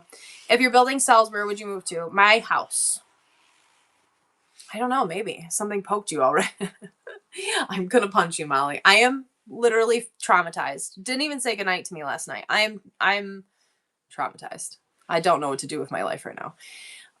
What not change the tip schedule? Have you read it? Oh, I haven't. I have not read the tip schedule. What is the tip schedule? In your shop where your magnets are, there is a blue jay. Can I see it? In my shop where my magnets are. I don't have magnets. Give me another thing that it would be near. Delayed a few days, sellers that don't have 1,000. Oh, maybe. All you need is a table, a phone, a box of stuff, and a dream. Right in front of the basket.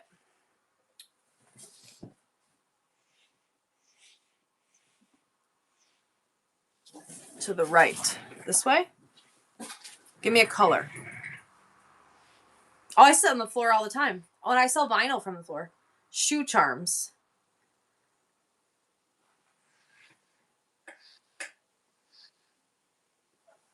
Are you looking at something? This is like a really bad game of Marco Polo.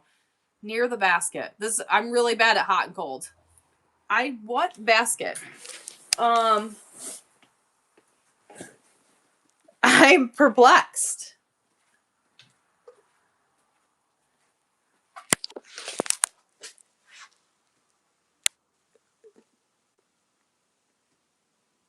Oh, are you talking about a picture? My pictures are old. Is number 3 down in your shop? Oh, it's in my buy it now? Or it's in my auction.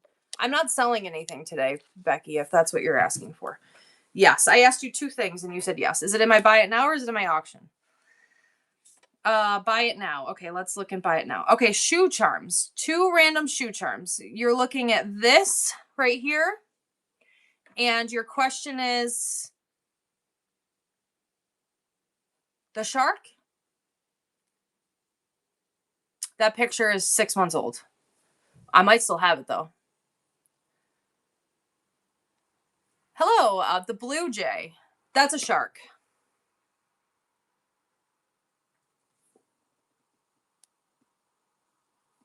There's a blue jay on the front. Oh, this thing right here? Good morning. Thank you for your tip. I appreciate you. Yeah, that is not a thing anymore. That was just in an old picture. Yes. That picture is 6 months old. That blue jay thing has been gone for 6 months. I apologize. I'm glad we figured it out though. That was a game. Rosario, read what messages above. Thank you so much for your tip. I appreciate you. I love you. How was your Christmas? How far above? Okay. Did you know Harry Tornado clipped you selling a red Friggy as part of a Whatnot ad and his latest YouTube video? I did not know that. He clipped me selling a what? In a YouTube video? A who? A what? A where? I do have 4 Bluebirds of Happiness I will be selling tomorrow during my miniature show if you're looking for a Friggy. Oh, the Pyrex? Oh, shit. Was I crying? Hold on, let's go look at Harry Tornado. Did I get a shout out? Yeah, exactly. Do I get some money for this? How do I get Harry Tornado? Hold on, let's look. Harry Tornado. Oh shit, let's be best friends. Hold on, I'm gonna go look at it. You saw it? I'm so excited. I feel famous. He did a Whatnot ad. Is it a video? Is it a short? Which one? Tell me which one. Harry Tornado, do you want to be best friends? It was a sponsor ad. I didn't see it. Well, 1980 poster. Well, that's fun. If you see it again, send it to me. I would like to see it. I didn't even know. Hold on. Hold the phone. Oh, yeah, we were best friends. Did you know? Did you know we were best friends? I did. Oh, I think that aren't they the ones that last week said they were going to help me out with something? Who last week was like, oh, I'm gonna help. Jamie's like, wait, who's your best friend? They said that they were gonna help me out, and they were gonna put something on YouTube. I didn't get any followers from it though. It's okay. I still love you. Wait, I thought we were best friends. Exactly, we're all best friends. How was your Christmas? Do I follow back all the people following me? No. Follow people that sell things that you like, that are your friends, that resonate with you, that you watch and you enjoy their shows. Oh, Rosario, did you send it to me? Good morning, Wilted Rose. Oh, shit. Here we go.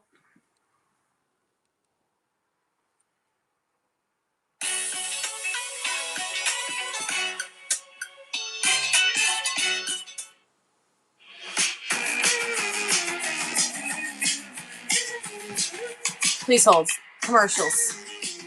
This is how he makes so much money. So Haley and I are doing a very large Whatnot show on December 26th, and I've already advertised. About 5 minutes in.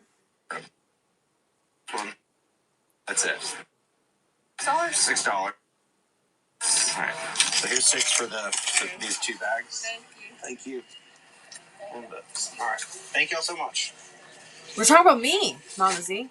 I like that you brought the IKEA bags and we just piled everything on top of them. Well, they're kind of for the car too. So when we, obviously make. I like her Carhartt. Hello, everyone. Very brief interruption in today's video so I can tell you guys about Whatnot, which is the sponsor of today's video. However, instead of me just coming up with a bunch of Whatnot stuff off the top of my head, I went over to ChatGPT, which is like an AI thing, and I asked it to write a script for a 60-second YouTube ad for the Whatnot selling app, which I will now read verbatim because I think it's funny. Opening scene: bright, lively music plays. The screen shows a live Whatnot stream featuring a seller auctioning off a rare sports card. I couldn't find a seller auctioning off a rare sports card, so here's somebody selling something. Looking for the ultimate way to buy and sell online. Here's somebody selling something. All right, I'll take it. I'm somebody selling something. I appreciate that. That's pretty funny. Hey-o. Somebody selling something. That's perfect. Exactly. I'm famous. Well, I couldn't find someone selling sports cards, so here's somebody selling something. I'm somebody. He juggles too. See, that's why we're best friends. That's pretty funny. I appreciate that. That's awesome. I'm official. No, I had beef one time with a that's on YouTube. Yeah, that's on Harry Tornado's YouTube, and he's 365 subscribers, 365,000 subscribers. To be so Hodge without knowing to be Hodge. Exactly. How did you know? Just to hear somebody selling something. That's perfect. Yeah, everyone go tag me in it. Everyone go tag me in that video right now. 5 minutes, that's hodgepodge. 5 minutes, that's a hodgepodge.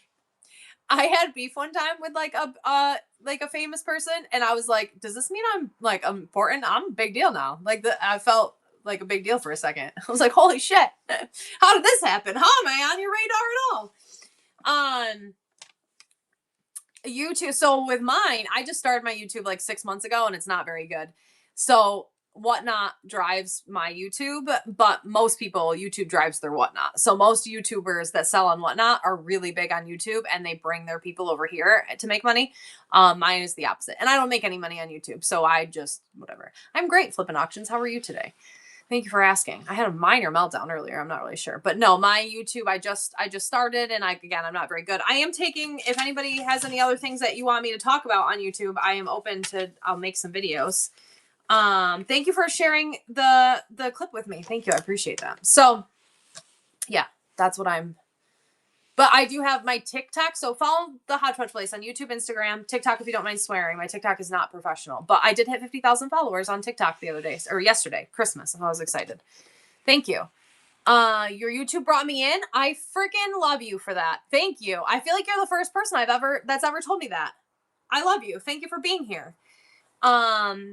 Your newfound fame will make you. I hope so. You know what's crazy? So on TikTok, I was talking to Philly Flipper about it. Like on TikTok, I had a video that had like 3 million views and it made me like $300. And he was like, 3 million views on YouTube would be like 30 grand or more. He'd be like, that's like 300 grand. Like, that's insane. And I was like, yeah, that's on TikTok. You make between 50 cents and $1.50 per 1,000 qualified views. The views they have to get from your For You page, not from going to your page. And they also have to watch it for a certain amount of time. And it counts on engagement. But like, it's so like a 3 million view TikTok can make you a couple $100, but a 3 million view YouTube would be like $30,000. It's crazy. Multicasting has helped me, I think. How can you see how many followers you have? Where? On here? Let's see. Let's look at Christine Shimura right now. I have, if you look on here and you look by your name. So right now I have 25,900. Let's see. 25,932. I'm almost at 26,000. How do you multicast? Oh, someone asked me how to do that too. How to multicast. When you log in to do your show, so let's say I'm going to do tomorrow's show. When you do start show, it's going to show you on the side. Hold on. You can go over to the side and it says multicast. And when you click on multicast, you can log on to YouTube, Facebook, or Twitch directly from here. There are other ways to live stream on other platforms, but Whatnot is directly correlated with these three, and you can multicast to those other platforms directly by just logging in through your Whatnot show. My Facebook was wonky, and it took Molly had to fix my YouTube because I couldn't figure it out forever. Can you multicast from Apple devices? Yes, I am on an Apple device, and I am multicast. I don't know if it needs to be an Apple device, but I do it on my Apple device. Facebook never works. Yeah, I did it to Facebook one time, but it went to my personal Facebook and not my business Facebook, and I didn't want people over there to see me. You have an Android and can't multitask? Interesting. I didn't know that was a thing. Any Apple devices, I'm Android. Only I'm not sure the answer to that. Does anyone here, can someone tag DArchivist for me? DArchivist would know the answer to that. If you want to also follow a YouTube that will help you, DArchivist YouTube, she has every kind of thing about, she's very techie. So she has how to multicast, how to do all that, how to multicast without even that. She has like a whole nother site that does it. So she would be the one. Therapy and knew I was in the right place. Facts. Same. I used to put I used to do Therapy Thursdays, and then a man came in and was like, "You are not a licensed therapist. How dare you say?" And I was like, "I'm not therapizing anybody. It's for me. You are therapeuticing me." Both those words are not real words. People are dumb, right? Yes, she is very helpful and very smart. Thank you for the new follows today. I appreciate you. Is there anything else that you think that I could make a YouTube video to help you with?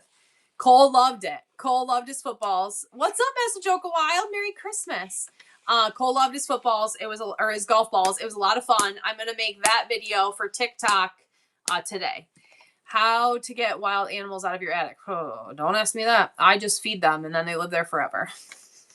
Also, I tried to catch a mouse the other day, and all I had to put on the mousetrap was chips, and it just ate the chips off of How to Juggle. I could do that. It just ate the chips off the mousetrap, and it didn't catch them. I was like, well, congratulations. I just fed you dinner. Merry Christmas. Here's your chips. I always have a news story. I have a problem. Mama Z, something traumatizing happened yesterday, and I really don't know how to feel about it. I didn't have any peanut butter at the shop, but that's what I need to get. I'm losing my mind about it, actually. Just use glue boards work, but I know. So the issue with the glue boards is the last time I used glue boards in here, I came in and there were 3 on glue boards, and they were like, because they weren't dead. They were just glued to it, and I could hear them. And I had to get a customer that came in here with his mom to throw them out for me. I was like, they were like, what is that noise? I said, there's mice on the glue traps. And he was like, I will go get them. I said, thank you. So now I'm traumatized by glue traps. Oh, smarter you? I know, right? Because I know they're still alive. And they're just me. Also, I got stuck to one. It was terrible. It's stuck in my hair. I don't know how it happened, but one of the glue traps got stuck to my hair, and it took me a long time to get it out. Your cat? Oh, God. No, I got stuck to it. It would suck to get your cat stuck to it, too, but it was not my cat. It was my hair. Yeah, I know. I feed stray cats here all the time. I got a nice little thing of cat food right there. But then the mama cat got hit by a car, and she's in my ditch, and then there were baby cats, and I lost them, so I try to feed stray cats. My dad got a sticky fly rope. Oh, my gosh. Caitlin, I get those stuck to my hair every single time I use those. Every single time I use those. Daughter saved a mouse from a glue trap. Saved it? She took it off? I do need a mouser. I get those freaking fly. Every time I use a fly trap, I get stuck in my hair. There was a mouse on the trap. Yes. And it was going, me. So you got to use the old ones. She is sweet. My cousin Katie, when she was a little kid, ate a dead mouse off a mousetrap. I remember hearing that story when I was little. Oh, no, the mouse wasn't in my hair. It was before it was in my hair. I'm okay. I guess. My son is not. I got spray foam in my beard. Would you have to shave it? That would suck. Could you put like peanut butter on it? Fucking cherry bomb. Those sticky things are so inhumane. Just kill it. I know. So I used to use the sticky ones because I was afraid of the wood ones snapping my fingers. This is what it feels like. But now I'm traumatized by those ones. My dog tried to eat the cheese on the glue trap. Oh no! No, you don't. Just mine, Mama Z. Just mine. Did you try peppermint oil? I did. I don't know if it works. They're still here. I think I would have to douse my entire shop in peppermint oil for it to work. Word of the day? Traumatized. My mom catches them and then lets them go outside and wonders why she still has mice. Exactly. They just come right back in. They are just trying to find warmth. They just come right back in. You let them outside. Even if you would you could drive them to like a farm or something. Oh my God, she's loving the tiger. Yay! I'm glad she loves it. That's awesome. Well, Liz likes my friend Wildy. You're both bronze. Hey-o. Hey, bronze people. I think I'm going to try to add some stuff to my buy it now today. I'm going to do a small show in the morning because I have to sell something this week. So I'm going to do a small show in the morning. But today I'm going to make some. I'm selling my shop because it is fiscally irresponsible for me to have it. I bought it as a store. I ran it as a store. Now that I only sell online, I use it as storage. I love it. It's my dream. It's my favorite place. But it is fiscally irresponsible for me to be here. So I listed it for sale, and then it hasn't sold. It's been almost a year that's been listed, and no one has looked at it. And then someone looked at it before Thanksgiving. I thought they were going to make an offer, and they didn't. So grow mint around your building. Okay. The black plastic traps work better than the wood ones. My ex caught one, threw it in the canal, not thinking, what? And then tried to shoot it. Oh my gosh. Get bats? I had someone ask me why I had so much on my buy it now. How much do you have in your buy it now? I think you should always have stuff in your buy it now. I would not get, square footage for leasing in this area. I would only get like $1,200, $1,500 in a month, and it wouldn't make sense with the amount of upkeep and the amount of like work I would have to do. It wouldn't pay enough to lease it. If I'm gonna have it, it wouldn't make enough money and have to move all the stuff to your house. Yeah, if I do sell the building, I will have an in-person auction, and I will sell everything in this building. So if you ever all of a sudden see drove over, kids were traumatized. Oh my God. Took it to the park for free. Oh my God, that's so funny. If you ever see like my shows pop up and it's like, let's get rid of everything, that'll be me doing Yeah, everyone has an opinion. You do you. I love that. Commercial properties are tough to move right now all around, aren't they? I'm going to say yes. I'm hoping that they become easier to move come the new year, but I don't know. It's a great price for an amazing location. So you do you with as far as putting things in your buy it now. I think you should always have things in your buy it now, because if I buy something from you, I will buy things out of your buy it now. People go into your buy it now and gift a chat. I'm located in New York, upstate New York. People will gift a chat out of your buy it now. People will fill their box from your buy it now. I always suggest having things in your buy it now, between 50 and 100 things between your auction and your buy it now. Like days like today, my only sales are things that I'm selling out of my buy it now. Coco, why do you keep saying Q in the chat? Do you have a question, or are you just want attention? What is happening? That's the 4th time. Do you need something? Do you need help? How can I help you? Sometimes marketplace items appear on Google Shopping. Ooh, Auntie Billy, I didn't know that. Good to know. So I would suggest having, I like you. Thank you for being here. Lost Treasure Resale. What's up? I always suggest having things in your buy it now, because I will buy things out of your buy it now. Especially if people who, like, I have my PayPal attached because my credit card got shut off. So I can't tip people right now. So I can buy things in their chat, send it to gift to chat. I can buy things for myself. You know, there's a lot of reason that people will buy things out of your buy it now. And I think that it's good to have things in your buy it now. And again, like days like today, those will be my only sales. I'm going to make a video on how to add things to your marketplace and how to add things to your buy it now. So, and we were talking about that earlier. Some people always like to complain. Someone always has a problem. How does gift to chat work? You go into you go into the seller's thing. So they never have anything in their buy it now. Let's see. Early Bird Picker probably has something in their buy it now. Let's go into Early Bird Picker. Staples, thank you very much. We had a wonderful Christmas. How was your And Christmas? you're going to go into their little shop. Guys, we have right here. Sealed Monopoly games, and tools, then you're going to go into their buy it now. all those Wizard of Oz And then you autographs. can scroll through and find something that you want. And then when you click on it, Dallas Cowboy cheerleader autograph. You can do this little we have a hockey autograph present on the side. And you can either send to chat or you can send to a person. And you can type in the person that you want to send it to, or you can send it to chat, and then it'll go bloop bloop, and then it'll send it. Do you have no, I think, again, all of these things are just my opinion, but I like to put things of different value in the buy it now.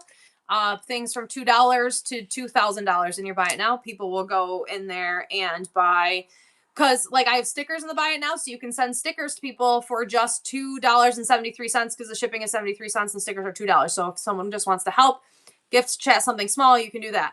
I have Stife Bears in the buy it now for $399. It's a really good price. If you look on eBay, they're like $600. Someone may be looking for those. They'll look up Stife Bears, they'll look in and go, oh my gosh, they can buy those. So I have things all over the board for people. I know, even an engagement ring. I sold my engagement ring out of the buy it now last week, which was amazing.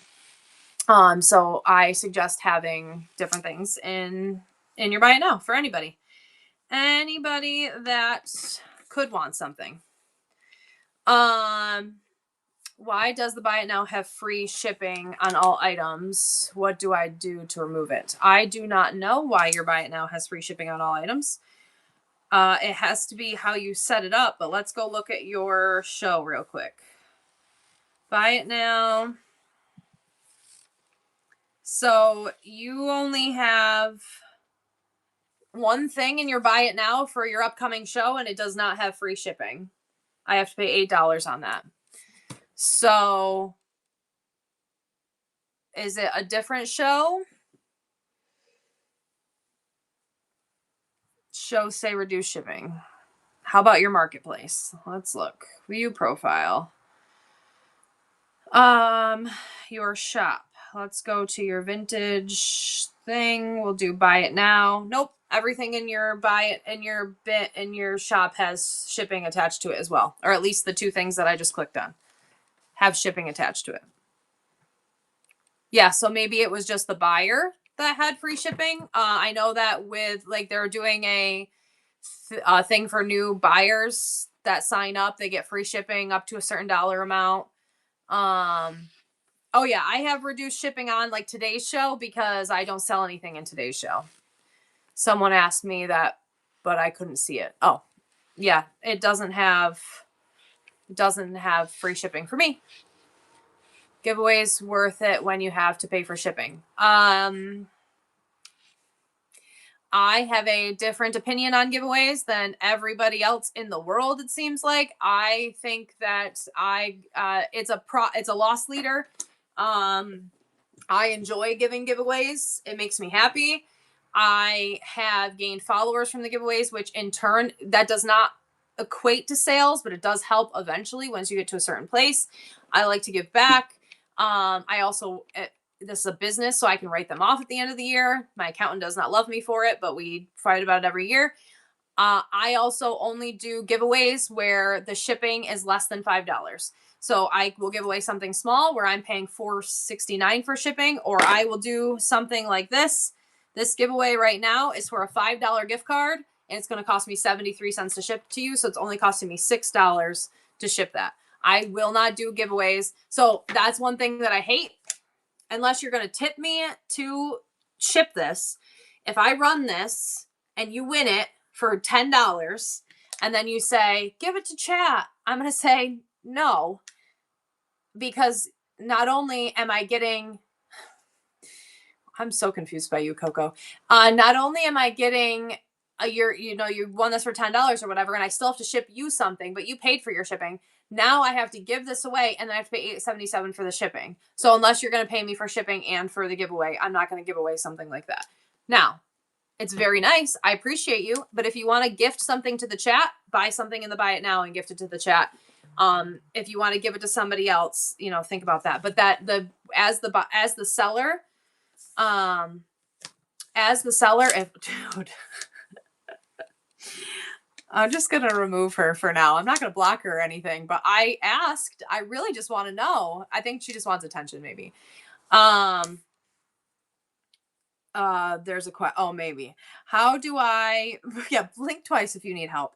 How do I block annoying chat people? I don't know, just remove them. Good morning, Hodge. So how much is it to send a gift card with tracking? $4.95 plus tracking. Anything over $5, I suggest sending with tracking. So I usually do $5 gift cards or stickers. That is 73 cents for shipping. So like this gift card is going to cost me $5 to buy. 73 cents to ship is going to cost me $6.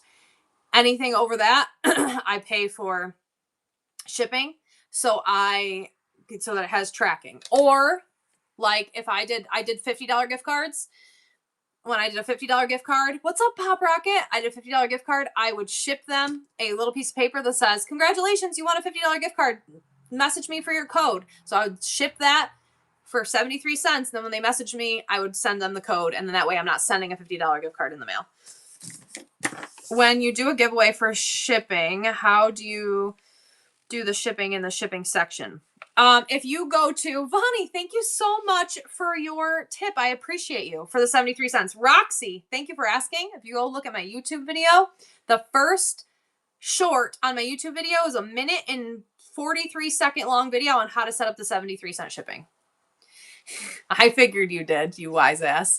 Thank you so much, Vonnie, for your tip. I appreciate you. Thank you for finding my information valuable, and every penny that you give to me, I very much appreciate. Could you do a show, you bitches, using only one cell phone? Yes, you can. Is there a way to change the shipping after it sells? Yes. When you go to your shipping section, you can adjust the you can adjust the size of the box, you can adjust the size of the label, you can adjust everything after they pay for it on the side. You just might be charged. Look at all these what a big T is acceptable effects. That's the only letter that's acceptable, Lisa. We're learning the alphabet today. Will it refund them if it's cheaper? No. Did you have a good I did. Thank you for asking. Me? Thank you, Purdue. That's so nice. Do you go to Purdue? Do you teach at Purdue? Do you happen to coach football at Purdue? My son's looking to go to get recruited to play football. 6'3", 250, O-line. Good kid, straight A. Gonna be a doctor. I looked relaxed. That's good. I'm not. I am tense as shit. And I'm also not feeling the greatest, but can we practice shapes tomorrow? I love you guys. You guys are funny. Really passionate about their chicken. Exactly. I used to clean at Purdue University. Used to? I think I'm gonna get a job at SU to see if my kid can go there. Texas Longhorn would be awesome. Does he have a highlighted reel? Who? Maybe our 1, 2, 3s tomorrow. Exactly. Thank you. I appreciate you. We did a good 2-hour show without any kind of. It was quick, right? It went by quick. I was supposed to be doing other things today. Your son. Oh yes, he has a huddle.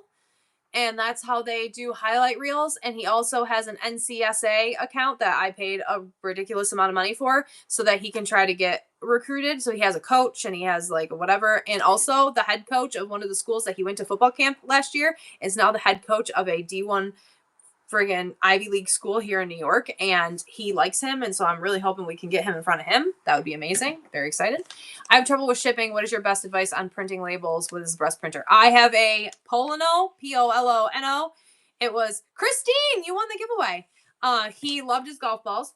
It is a thermal printer. It was $69 on Amazon. It is a lifesaver.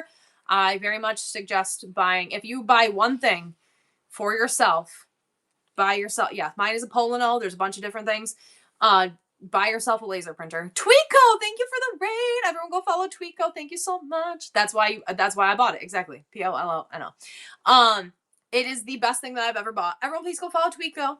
It is Bluetooth, but I plug it in. I plug it right into my computer. It was a plug and play. You plugged it in, download an app, and now it prints. It is the best purchase. It saves me money on paper. It saves me money on ink. It saves me money on tape. It saves me my sanity. It prints the label. I stick it on a box. It is a time saver. It is a money saver. It is a lifesaver. If you buy one thing, buy yourself a printer. First time I'm in a show. Are you full-time reseller? Yes, I am a full-time reseller. This is my only platform. Hi. Ready? 100 of you. You're going to say this in the chat with me? Everyone, let's do it together. My name is Christine. I have a full store full of stuff. Antiques, collectibles, jewelry, glassware, clothing, a little bit of everything. I do a different show every single day. On Tuesdays, I do raid shows. I sell usually vintage decor, but a little bit of everything. Thursday, I do a talk show. Friday, I like to do jewelry. This Friday, we're doing smalls or vinyl. But I am a full-time reseller. I used to own, this is a thrift store. I used to own a thrift store. I closed my thrift store in January of last year, almost a year ago, to do Whatnot full-time. It's almost scripted. I've said it so many times. I feel like you all could say it. Clipped. There you go. Just clip it and everyone can watch it. Hi, I'm Christine. Nice to meet you. Thank you. And I juggle. And my video got flagged on TikTok the other day because I was juggling balls and eggplant, but I have it down pat. I have said that a lot of times, but I like to introduce myself to new people. Oh, you know what other spiel I can say off the top of my head? And I'm sure 100 of you can too. My first show, I sold nothing. My second show, I sold nothing. My third show, I sold nothing. My fourth show, I sold $44. I didn't sell over $100 till my 12th show. I did not, hi, Rex Flipper. I did not have over 3,000 followers until 6 months in. It takes time. It takes effort. And also it's what you put into it. So as my full-time job, I talk for 40 hours. I put 50, 60, 70, 80 hours a week into this business. That is what I get out of it. If you are a part-timer, if you have a full-time job, you're doing this as a side hustle, if you're doing this for fun, if you're doing this as a stay-at-home mom, just on their downtime to have social influence, if you're doing this, just whatever you put into it is what you're going to get into it. Do not compare yourself to others. You're never going to have the same type of return as someone who does it as they're living. This morning, I was thinking exactly that. Why am I getting up today? It's Christmas. I want to stay at home. I want to be with my kids. No, this is a job. This is my full-time job. I have to get up and I have to do this every single day. And you're over 2 years in. Exactly. So it takes time for everybody. And also, it's followers do not equate sales. It helps, but this week is a prime example. I did a show on Monday and Tuesday, and Monday and Tuesday, I start things at $1 and things were selling at $1. I was selling Fenton for $7. I was selling, $50, $100 items for $10, $15 because that was the type of day I was having. It is an up and down business. It is a risky business. It is different for everybody. So hi, Jen. Right? Exactly. So it happens. After you finish a show, how long does it usually take you to get, ship prepped? I have a 1-day shipping average. I ship out hundreds of things a a week, and I have a 1 day shipping average. I generally will have everything shipped out within 2 days. Sometimes when I do big shows, marathon shows where I do 24-hour shows, or when I did my 20,000 for 20,000. So I did 20 hours and I did 20,000 items or 2,000 items in 20 hours. And that took me like 4 days to ship. But yes, I generally get everything shipped out within 2 days. Does the bubble machine save money? Yes. I love my bubble machine. I wish it was working. It's broken right now. It's a good filler. My bubble machine does save money. But again, I ship hundreds of items a week. Also, because this is all I do, there are days that I work. If my kids are busy or have something going on, I will stay here and pack and ship until 8, 9, 10 o'clock at night. I think that's something that people don't think about either. And the whole like must be nice thing every time someone has something nice, or anytime someone's like, oh my God, how do you do that? I don't have a life. I don't sleep. I don't do things. Hi, Miss Chris. I work. So after I get off, so it's 10:30 in the morning. Hi, Bree. After I get off this, I'm going to sit here and decompress for 10 minutes because this takes a lot out of me, a lot of my mental capacity. You're the only people I will speak to all day besides my children. I'm going to talk to you for 2 hours, and then I never come here. And then I'm going to sit back and relax for 10 minutes, try to regain myself. I'm going to put on some music, and then I will pack for the rest of the day. Today, because I didn't sell anything. Thank you for the tip. I appreciate you. Today, because I didn't sell anything, I will do my gift cards. It'll take me 20 minutes, and then I will do something else. I will get ready for my show tomorrow. I'm going to do a high bid. My energy is amazing. Thank you. I'm going to do a high bid auction. I'm going to make a couple YouTube videos. And then tomorrow, when I do my small show, then I'll pack everything. But generally, it is, yeah, please remember to breathe. What's that? Hello, Griff. Merry Christmas. So it is different than most people, right? So 222 angel numbers. Oh, yay. And hydrate. I did open a water today, and I had breakfast pizza and a Twix for breakfast. So I have eaten and I'm drinking. So I had a piece of pizza and a Twix for breakfast. I'm the best show and whatnot. Thank you. And a Celsius. And I've only drank half my Celsius so far because this has got to get me through the rest of the day. So when I'm ready to get going again, I'll drink the rest of my Celsius, and that'll get me through this afternoon. The good thing about today and not selling a lot today, though, is I would like to go home and clean because it's Christmas blew up in my house. Are you more profitable? Yes. So that was my ultimate decision. Okay. Did you have socials before whatnot? No. I would like to talk to both those things. So I'm going to go down for a second. I'm going to address the first thing first. The only social media I have. Oh, thank you so much, Living Bliss. I appreciate you. Thank you for valuing my time, and thank you for your tip. I very much appreciate you. Every dollar adds up and counts so much. The only social media I had prior to whatnot was TikTok, and TikTok is just for fun. So I've only had like 2 or 3 people come from TikTok over to my whatnot. TikTok was just for fun.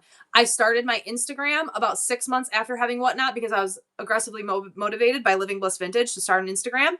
So I started my Instagram. Go follow that. It's funny. I do shit sometimes.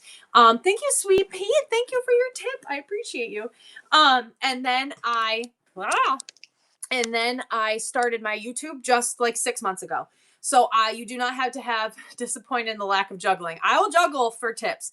I started my social media after starting my whatnot. You do not have to have other social media to be successful in whatnot. Whatnot is a social media selling platform though. So you have to grow your social media here the same way you would organically grow other platforms. Okay. And then let's go back to, are you more profitable on whatnot than the store? Yes. I had the store. You aggressively motivated. Yes, you did aggressive. Thank God you did that too, because that has saved my life. I thank you for your tip. Oh my gosh, I love you. Thank you, my friend Wildy. Thank you for your tip. I appreciate you. I have never hired anyone to help pack. I don't trust other people. I don't like when other people pack with me. I don't like when other people are here. Honestly, in my space, it is hard for me when other people are here. I work alone. I do everything by myself, and I do everything a certain way. So I like to have it the way that I have it. I had my store for 2 years prior to starting whatnot, or it was like 1 year prior to starting whatnot, and I was going out of business. Thank you, Florida Glass Girl. Thank you so much for that. It was fine, but I wasn't making enough money to pay for my bill. Like, I'm a single mom.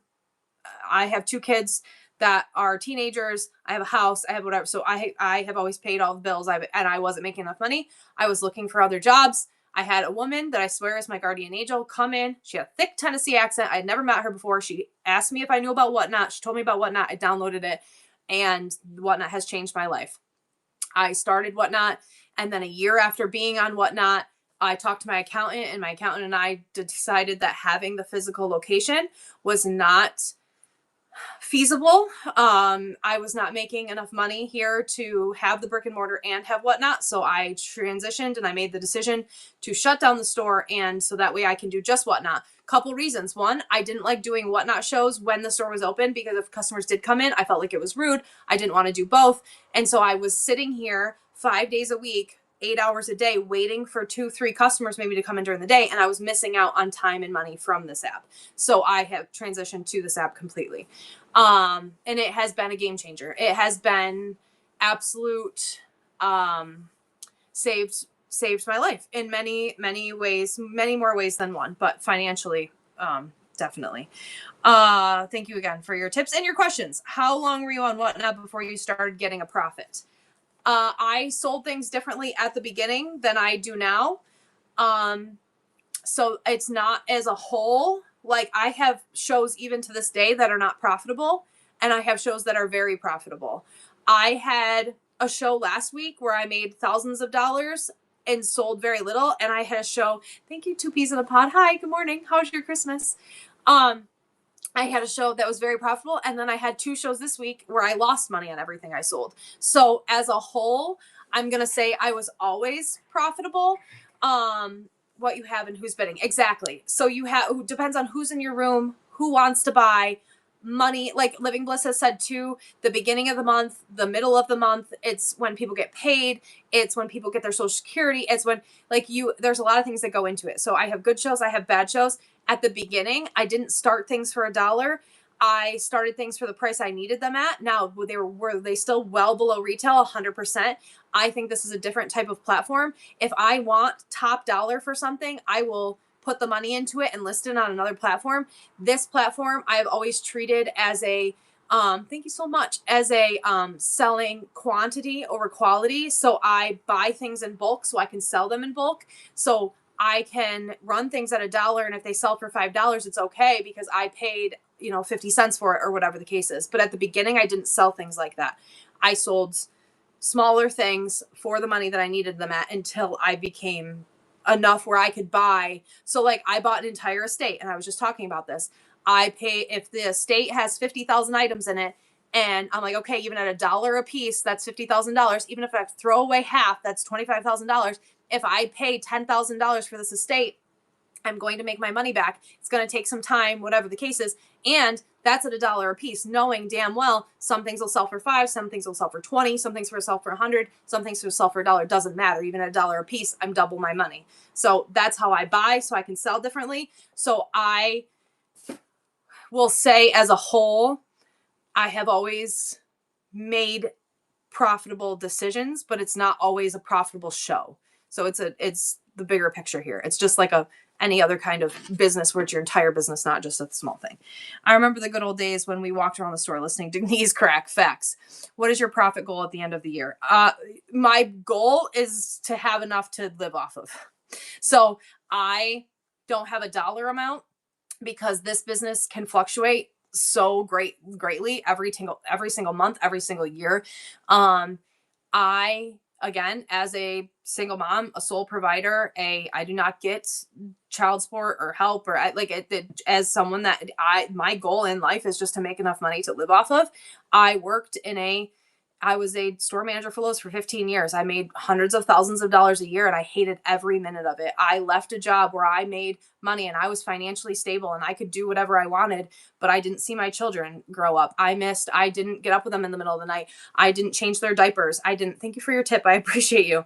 I didn't go to their games and their concerts and their sporting events, and I didn't make them dinner, and I didn't bring them to school. And I hated everything about that. And I left that to do this. And Cole, when my son, one of the first things he asked me was, Mom, don't you miss making money? And I said, not as much as I missed you. Right. And so literally now I will do this. And that's another reason why I hate working today, because they're home and I'm not. But this is normal business hours, so I can't get mad about that. It took me a long time. Exactly. Quality of life. I would rather live in a shoebox with nothing with them and see them every single day than make a bunch of money and never be home. So it took me a long time to realize that. So my goal in life is literally just to make enough money to keep a roof over their head and feed them. Literally all that matters. So I don't look at, like, I'm not going into things, nothing I go into now. Now, does that piss off my accountant? For sure. Is that financially responsible? Absolutely not. Is that the best way to do your business? By all means, it is not. Does it get you in a situation where you're on here hoping that people can help you and you're doing extra shows and you're selling literally anything you can find so that you can pay for your root canal and your freaking septic tank and everything else? Yes. Is it harder? For sure. Thank you for your tip, Rex Flipper. Thank you for listening to me. Thank you for Therapy Thursday. Has it made my life harder? For sure. Has it made my life better? 100%, 100 million percent. My life is a million times better than it was when I was at that company, and I wouldn't change it for the world. It's a lot harder, so much more rewarding, and so much better. See my kids every single day. Yeah, we're not crying today. Look, I said all that without crying. Freaking strong as shit today. Proud of me? You should be. I feel like I missed a lot of questions. I apologize. If you'd like to re-ask, especially if it's anything business related, I would like to help you, and we can do that. When I do larger items, I lose money on shipping. Any tips? Little Bird, thank you for your tip. I appreciate you. The stress of Lowe's is probably what ruined your teeth. The stress of Lowe's ruined my body. My doctor towards the end, when I was prescribed two Xanax a day, narcotics, just to get through the day. And she was like, you shouldn't work there anymore. You can't work there anymore. Your body is shutting down. You are unhealthy. You are sick. You are losing weight. Your whole body hates you. You have to leave. And I was like, I can't. And then obviously, have set shipping over 14 pounds. What do you mean set shipping? So if you're losing, your question was, if you're selling something big and you're losing money for shipping, set up a custom profile for anything over a certain size box so that the buyer pays the correct shipping. 10 to 14. Oh, you can put custom in and change the weight to whatever you need it to. What did you do there? I was a store manager. So let me ask. I love jewelry and music and want to sell both. I don't want to limit myself. Oh, I sell everything. 10 years. Did y'all call spring 100 days of hell? Yeah, 100 days of double HE hockey sticks. Yes. The 100 days of hell from Memorial Day to Labor Day is the worst freaking time in the world. And especially during COVID, I was working because I ran a $50 million box that was supposed to have 190 employees, and I had 85 employees on average. I was working 80, 90 hours a week, and I was doing everything, unloading trucks, running register, doing everything that I could just to keep the store afloat. And then being told by my regional manager that I should give back my bonus because our bonus, while she's on her fucking yacht telling me to give back my bonus because my bonus goes to pay for our cars, our houses. No, my bonus went to pay for my freaking life that I didn't have because I was killing myself for you while you're on a damn yacht. Oh, hated that. F that company. Terrible to their people. Not in the bottom line, not the bottom levels, high up levels. Where would you start if you want to sell pallets and whatnot? I would start in storage units. The answer to you not pigeonholing yourself into a certain category, that is my biggest suggestion to grow a following, is to branch out into other categories. When I first started, I sold mainly in vintage decor, but I would do a vinyl or a jewelry show every Friday. And that would gain me vinyl followers and jewelry followers. I do every single day I'm in a different category. I will schedule in estate sales. I will schedule in vintage decor. I will schedule in jewelry. I will schedule in vinyl. Then you'll pop up in those categories because people only sell in those categories or buy in those categories. You will gain followers that will follow you on all different video games, whatever you're going to sell. Don't pigeonhole yourself. If you have all that type of stuff, sell in different categories. So you have a schedule. I do generally. Read my question above, please. What is your question? Can you talk about the difference between max shipping and flat rate? People keep getting confused as to why they're losing money. What do you mean max shipping and flat rate? Difference between max shipping and flat rate. Oh, and when you're offering, okay, I said this at the beginning of my show, and if you want to rewatch this, you can on YouTube. If you never change the default shipping settings and you sell things correctly, it will never be overcharged. Your default shipping settings, when you schedule a show, the default shipping settings, when you click on it, if you never change this, I never change this, right? Your default shipping settings are going to be priority to 5 pounds, ground over 5 pounds. If you never change that, and my YouTube channel is the Hodgepodge Place. Thank you for asking. If you never change that and you sell the item correctly, you will never be charged extra. There is 2 different ways that you can do max shipping. So if I'm doing jewelry, right? And I want to do, if I click this button right here, that is flat rate. So if you click on flat rate, you can fit up to 70 pounds in a flat rate box, large flat rate box, up to 70 pounds and not be charged anything else. But if I know it's not going to fit in a flat rate box because vintage decor doesn't flat rate, I can leave it on ground priority and I can click back over to the shipping cost and do max $877. That's a totally different thing. So that's where people are getting confused. If you click flat rate, it has to go in a flat rate box and they're going to get free shipping up to 70 pounds after they pay the $877. If you click this max shipping $877, even if they buy 20 things at 10 pounds each, that's 200 pounds that you're going to have to pay for, and they only paid $877. A lot of people like to say that you should do this. I don't. I have the opposite opinion of many big sellers. Don't ever offer free shipping. Don't ever offer discounted shipping unless you are selling small things that can fit in a small box. I only offer flat rate or discounted shipping in jewelry shows, miniature shows, ephemera, and that's it. Everything else I will charge because it's not that much. It's not going to deter people that much. Now, could it deter people? For sure. But is it worth the amount of money that you're going to pay? I say no. Now, big sellers, for sure, if you want to eat that. But also, I'm going to say something super controversial right here. Most big sellers that tell you to do free shipping or do max $877 shipping is because they're shipping incorrectly. It's because they're going to ship you a 50-pound box in a box they say is 5 pounds and hope that you don't get charged and hope it sneaks through the thing. And so they're not eating the shipping cost either. They're screwing everybody else. So I am going to tell you, they're giving you the wrong advice. My opinion. Take with that what you will. You're a grown up. You do whatever you want. That is my opinion. That is what I have witnessed. But it doesn't have to go flat rate. You might have manual change it after the show. Correct. So I only use, like I said, I only use flat rate for,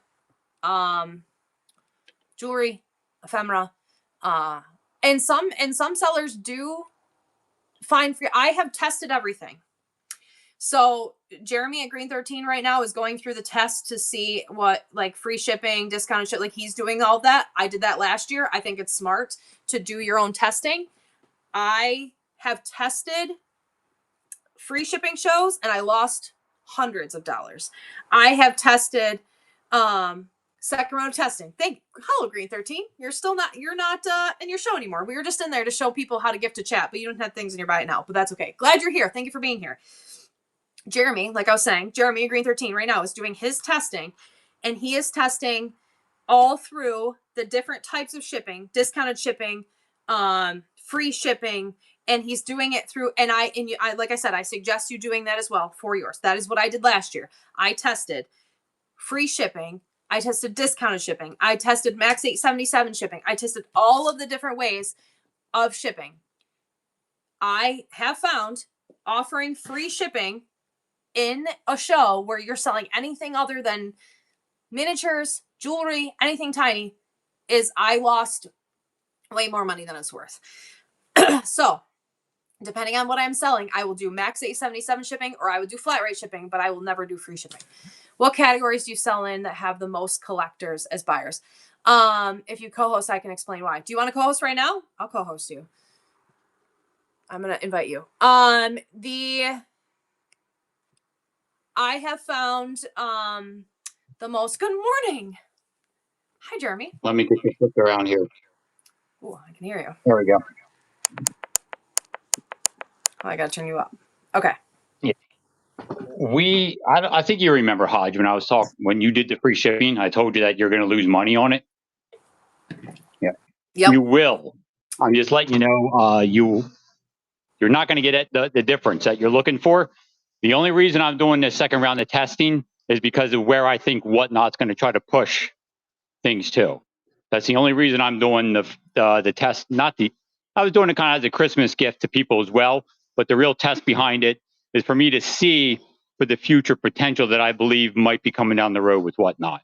So you think that like they're going to push kind of like other platforms do, where if you have things at free shipping, they push you to the top of the, okay. Algorithm wise, things of that nature, absolutely, because every other platform has done it. So I don't think Whatnot's going to be an exception to that. So I'm testing the thresholds of what is viable to do it, because when they start doing that, if Whatnot wants to push everybody to it, they're going to push everybody to it. It's just the way platforms work. And I've been in and out of platforms for many, many years now, a bunch of different ones. So that is the main reason that I'm testing it. But I can assure you almost 100%, it's not the free shipping I'm talking about is not going to gain you the money, the difference you need. If anything, it actually, and you found this out too, not only does it not gain you, it actually loses you money per item. When you sell the items, they actually bring less money per item on average than when you actually charge people. But I'm not going to go into all the philosophies and theories about that. We talked about that once before with you. But that's why I'm testing it. And I'll be, putting my numbers together again and stuff like that in the future once I'm done. Yeah. So I am glad that you said that, because that's what I have told people before too, is that people think that if you offer free shipping, your item will sell for more. And it is not only not going to sell for more, but it generally sells for less. So we have tested multiple times and proved that is the opposite of. If you want me to, you remember the reason why, my theory as to why that happened here. Yes, so I remember. If you want to tell them, you can, but yes. It's because we as humans, we shop by basis of comparison. And here in on Whatnot, there is no basis of comparison. You are isolated in a person's sale. So you can't go out and shop like on the Bay or something like that. You can comparison shop to say where the value of the free shipping is. Your brain does not have any value associated with the free shipping on here to compare to. So you get nothing as a seller out of it, if that makes sense. That's short and sweetest way I can explain it. So, yep. And then the discounted shipping, I think you do discount it on certain stuff, right?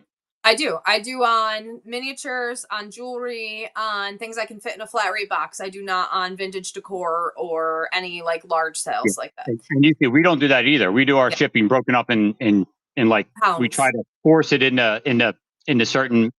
We kind of do a little bit different than other people. We do like certain amount of items per package. Essentially, we force our shipping profiles to be like only 4 to 10 items per package, as opposed to doing like what you were talking about earlier, which I agree with you 100%. What people are doing, they're exploiting something that they should not be exploiting in the postal system, not putting dimensions in, not putting weights in. Don't do that, because that will come back to bite you. I can promise you that eventually you're going to be wishing that you hadn't decided to go down that road.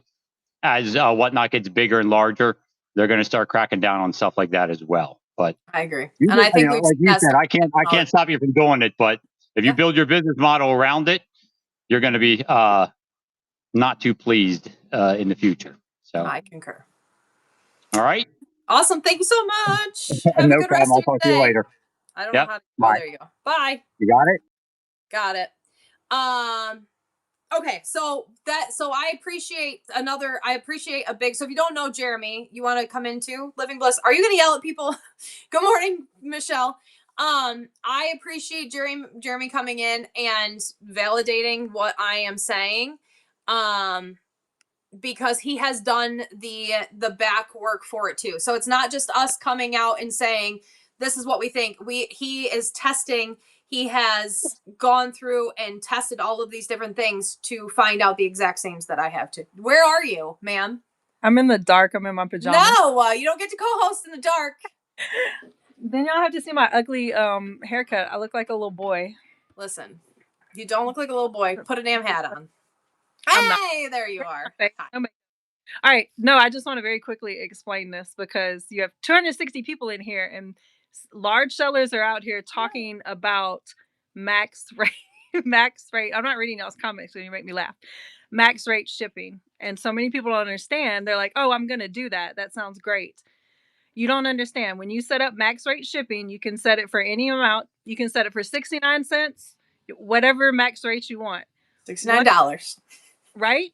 With $69. Once your buyer reaches that threshold of shipping, when they're bundling items, once they reach that threshold, you as the buyer are going to be charged in real time, just like a buyer would. Every time they make another purchase, because we get drunk off of free shipping, they're going to continue to buy. You're going to get charged $1, $2, $4, $10, whatever it is, as Whatnot bundles their items. The only way you can, and so people at the end of their show, they're like, what the hell? Because each individual, especially if you're preloading, when you preload an item, you are adding the packaging. You should be accounting for the packaging, but it's all going in one box. So people are like, oh, well, I got to the end of the show. It didn't even like it. Why does it weigh less, but I'm getting charged more? Because you get charged in real time. You'll see it in your get out lyric. I'm trying to focus. You're getting charged in real time, just like a buyer would. So that's what I was talking about, the difference in flat rate. If you set your show up for flat rate, the only amount you can have is $8.77. At the end of your show, if those items will not fit in the largest flat rate box, that's why I had to come on, because somebody else was like, can I sell glassware and set it for flat rate for 70 pounds? I don't know what kind of glass you're selling that's going to fit in a 12 by 12 by, what is it, 6? 6, yeah, it's small. Yeah, 12 by 12 by 6. I know you got a visual around there. I do. So no, it has to fit in that flat rate package. So you can set it your show up for flat rate. It will cap it at $8.77, and you will not get charged in real time. But at the end of the show, if it will not in a flat rate packaging, you're going to have to go in there and you're going to have to manually uncheck each order. You can still use the it can still be applicable if it's $8.77. Then you can use any 12 by 12 1,800. Oh God, did I forget the number? 1,728. 28. I can't believe I forgot that. I actually feel good about that. Don't do that. Don't do that. Look, and this is a small vase. And Yes. and this 100% will fit nicely in a large mailing box, but in a flat rate box, this will get smashed in a minute. This will not fit in there. Yes. Don't do that. Don't sell glass in flat rate. You'll be out tons of money. And I appreciate the person who said, well, what should I do then? I've said it 15 times. If you do not change your shipping settings and you leave it at priority up to 5 and then ground over 5, they're going to be charged a little bit here and there. If you set it at that, that's the best for both worlds. Right. But people don't listen. And so they're listening to other people. And that's what I'm saying. If you want to give your customers a deal, that's fine, because at the end of the show, if they have purchased more than will fit in a flat rate box, they're still going to, like, you can still use, if they paid $8.77, you can, don't use go in there and manually uncheck flat rate, enter the dimensions for your box. You can still use the 1 cubic foot and up to 5. But any overages are going to be charged afterwards. They're going to be charged after the show when you go in there and the dimensions and uncheck flat. Some of that stuff might fit in a flat rate box. So someone just said because they don't want to buy boxes. You don't have to buy these boxes either. These are free too. They're not flat rate. You don't have to buy these boxes either. These are free too. They're priority mailing. They're not flat. And these are different boxes. See? Large mailing box. Wait. Large flat rate box. Those are 2 different boxes. Look at how much bigger that one is. And the bigger one, you can Frankenbox so that you get the full 12 inches. 12 by 12 by 12. Yes. Yeah. There's people throw away boxes every day. Hoard them like the rest of us. Yeah, don't throw Hoard them like the rest of us. So, all right, that does everyone understand? Do people who don't follow sometimes eventually? No, but I can tell you this: people that misuse postal priority supplies, we put you on a list, and then we tell all of our friends, and they don't You're shop on a list. I personally hex you. Yes, Everybody Mom. else just doesn't shop with you. So Frankenbox means you put two boxes together. So like I don't Frankenbox those ones often because I always get super close, but I'll Frankenbox like these. So we'll say I want to put, this box, and then you have to make it a little bit taller. So you'll take this box. that is genius, Ducks. And you put this box above it. I'm totally putting boxes in there because I don't have enough places there. Earlier, And you put that one on there. Make it bigger. Say Merry Christmas. Merry Christmas! Are you done with the thing? Aaliyah just put together a 2,100 piece Nightmare Before Christmas Lego house. Dude, that's amazing.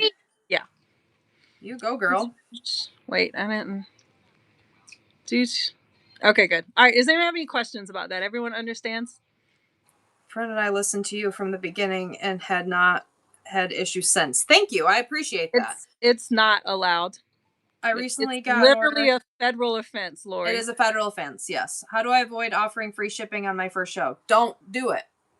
Just don't do it. Don't set it up. Well-established sellers are telling you not to do it. So when you go to schedule a show, if you don't change the settings, it won't be free shipping. If you don't touch anything, it won't. Yeah. It won't be free shipping. If you just schedule a show blindly without touching any of the settings, it'll set up perfectly. Don't change the settings. Don't change anything. The $877 flat rate, that is a price that was negotiated by Whatnot. So yes, it is. I think Dee the other day, she went online and looked. I think if you go to the counter, it's almost $27 for a large flat rate box. Yes. So you can put a ground label. You can put a ground label, or you can put a priority label on a plain brown box. You cannot put a ground label on a priority box. Correct. I'd rather offer better prices than free shipping. Same. Cheapest platform to ship by far. I've gotten packages with multiple patterns. We all have. I wouldn't reuse them because people think it's you. I reuse them in the proper way. I wouldn't reuse them in a package because you are the one that could get hurt for that. Didn't want my sellers paying for my postage.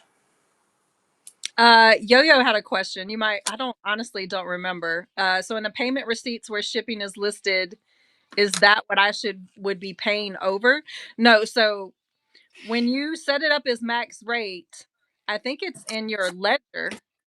Yes, it'll charge you back in your ledger. It'll go like minus. It's same thing with shipping like a giveaway. It'll say in your ledger minus 3 something for giveaway shipping, minus whatever for giveaway shipping. So it'll be in your ledger and you'll see that. And yes. it might be multiple charges. If you've had a large show and you set up max rate shipping, it's going to charge you every single time, just like it would a buyer in real time.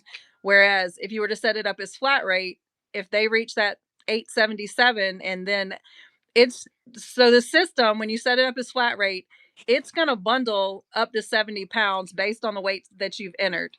And so at the end of your show, that is when you're going to go in, you're going to put in the right dimensions of the box. You're going to put in the exact weight of the items.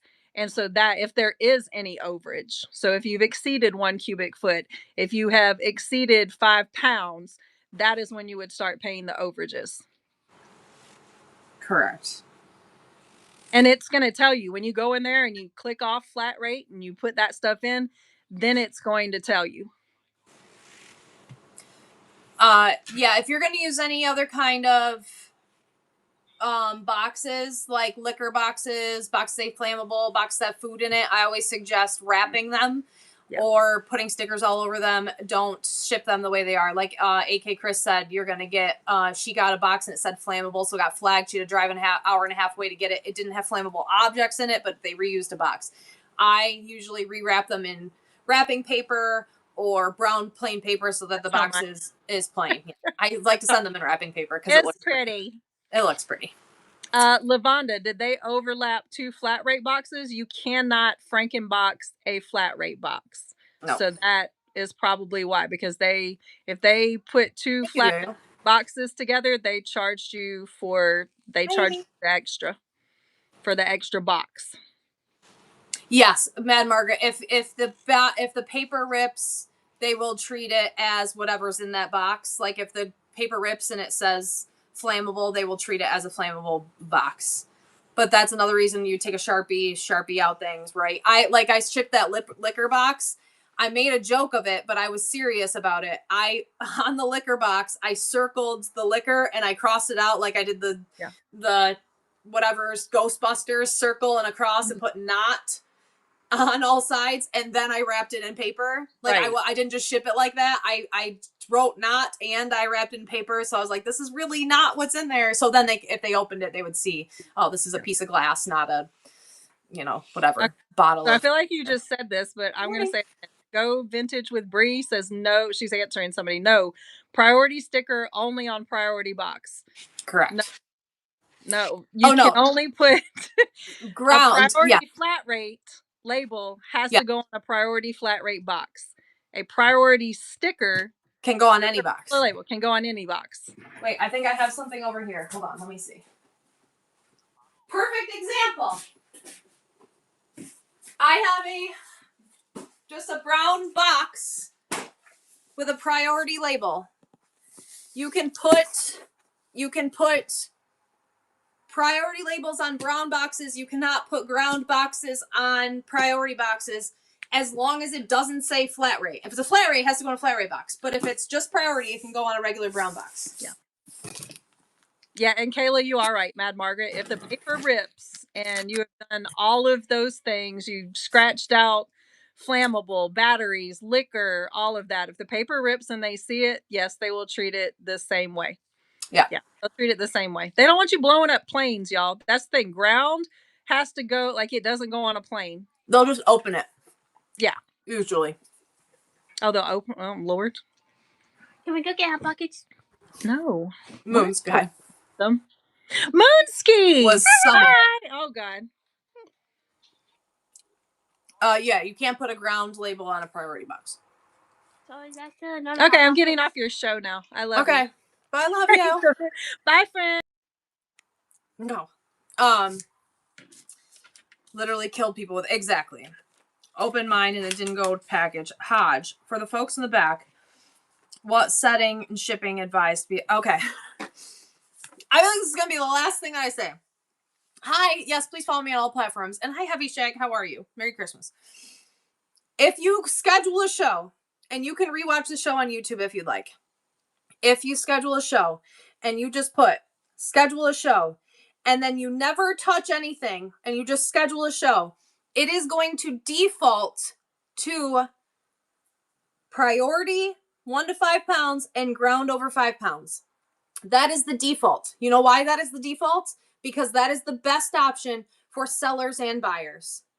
This option right here is going to make sure, if you sell it correctly, that the seller is never going to pay an extra penny. Michelle's bronze.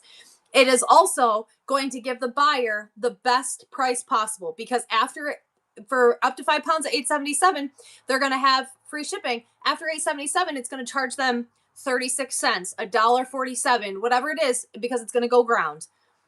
If you schedule a show and do not touch anything, you are going to have the best shipping available.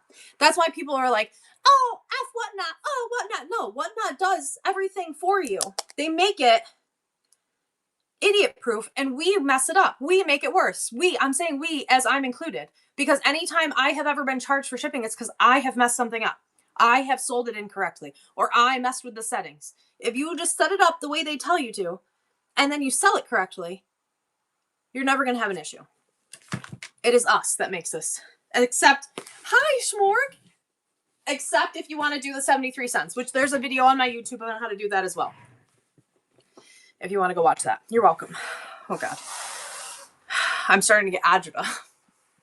Starting to get angry. What is the toggle on the top? The toggle on the top is for first class lettering. The toggle on top, if you click on first class lettering, that means you can send stickers and postcards and things that can fit in a regular envelope for 73 cents. I have the first short on my YouTube. It is 1 minute and 43 seconds long. It shows you how to do that if you would like to watch that. It'll take you 2 minutes. Go watch it. Go watch it 50 times. It'll help.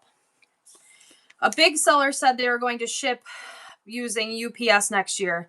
Is that still in beta? I believe you can opt in for that if you'd like. That is going to, I get why big sellers will do that if they're shipping big things, pallets of things, giant things. UPS is way more expensive than USPS for small things. So I would not do that unless I was shipping large quantities of big items. So, but it is, you can opt in for that, I believe. When weighing your items, should we weigh inside the packaging or weigh? Hold on, where's my, one of these sides is going to tell you my answer to that. This big, giant thing right here. Pack before you print. So I weigh an item. If this item weighs 9 ounces, but I know once I put some tissue paper around it and I put it in a box, it's going to be 15 ounces. I'm going to sell it at 15 ounces. But I'm not going to print the label until I pack it and I see how much it really weighs. Always add a little bit of weight for your boxes. Good morning. My YouTube channel is The Hodgepodge Place. Just like this, all lowercase, my little owl. And I only have 800 something subscribers. So please go subscribe. And I appreciate you. Thank you for your love and support. I have 856 now. This is me right here. And if you go to shorts, this short right here, the first short that pops up is what is going to show you how to sell something with the 73-cent shipping. Thank you to my 2 lovely co-hosts for helping me today. I appreciate you. I do a lot of trading cards. So I do max $8.77 or 5 pounds. I change it to flat rate. So it keeps, yeah, that's perfect. Love that. Any tips for people getting started? I usually only do 4 to 10 people in the show at a time. That's great. I think that's really good for when just getting started, 4 to 10 people. If you can keep more than 2 people in your room when you first start, I think that you're winning. My first dozen shows, I had about 2 people when they were not good. So I think that's really good. Keep going, keep doing, be consistent. Also remember that I've said this before too. If you look at the number, it's going to tell you how many people are like in your room at one given time. But if you go back to your past shows and oh shit, I just did edit profile. If you go back to your past shows and you scroll down and you look at the number right here, it's going to show you how many people were in your room all together. So let's say Tuesday I did a show. On average, I had about 100 people in my show. But at the end, I looked and it said I had 1,539 views. That means I had 1,600 chances to sell someone something. That means 1,539 people stayed in my room for, I think they have to stay for at least like 3 to 5 minutes or something, stayed in my room for 5 minutes. So I may have thought that I only had 100 people, but I really had 1,600 people. So think about that when you're looking at your number. If your number is saying 4 to 10, but and then you go back and you look at this and it says 200, that means you had 200 different people in your room at some time. So you had 200 chances to sell something. You had 200 chances to get a new follower. You had 200 chances to do something. So and then that's a good way to think about. Heavy Shag is someone who said this to me one time. When I did my 20,000 follower show, I did 2,000. I had 20,000 follower show. I did 2,000 items in 20 hours with 200 giveaways. I had 29,000 people watch that show. That is a stadium full of people. 30,000 people. That's insane. So think about that on every scale. You had 10 people in your room. That's 10 people or 200 people, whatever it is. If you think about that as people in front of you, that's insane to think about. Thank you so much for your tip. I appreciate you. I'm trying my best to help. And day working for me. Yes, exactly. Use that to test to see what's the best shopping days, what works best for you. That's a great piece of advice. Hold on. I missed something. Let me go back. Do you recommend saving past shows? I do not save any of my past shows, but I used to not save my past shows because I had a lot of creepers who would watch my past shows for inappropriate things. I do now live stream all of my shows to YouTube. So if you want to go back and watch a past show, you can go watch it on YouTube.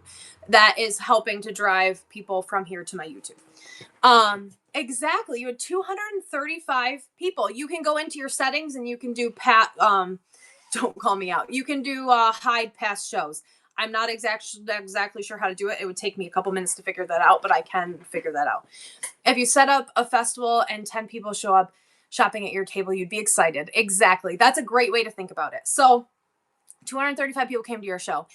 Think about if you were at a store, you were doing something, you were doing whatever it was, and 235 people came to your table. That's a lot of people. That's a lot of people. Like, be excited about everything, but go back and look at that number and think about that in a grander scale. I know people who have sold on here since the beginning and still haven't gotten anywhere. They never get the clicks. Here's a thing that I said, and I'm going to say this in the nicest way possible without sounding like an asshole. I'm going to sound like an asshole. Social media selling is not for everybody. I know people who have done a lot of jobs for years and still are not good at their job. I also know people who are, you get what you put into it, right? But also, social media selling is different than any other kind of selling. You have to have some of my best friends on here. I can't watch. Some of them scream and yell, and I cannot stand it. Some of them have voices that I can't listen to. One person that I really enjoy as a person, I talk to him all the time. I like him as a friend. He has the same tick as my old boss, and I cannot listen to him. Molly is a delightful person. Well, offended. It is social media selling is different. On here are totally exactly. And so what I'm saying with that is, just because you've been doing it for a long time doesn't mean you're good at it. How about a teacher that gets tenure? That doesn't mean and then can never be fired. Doesn't mean they're a good teacher. It just means they've been doing the job a long time. Like, I have worked with people, for people. I have that just literally accidentally bought. Oh my God, that's amazing. It isn't like you can blame any kind of outside thing that you want. It is all about what you put into it, what you give back, the type of items that you're selling, the type of way that you carry yourself, how you talk to yourself, how you package, how you ship, there's so many factors that go into it, and time is not one of them.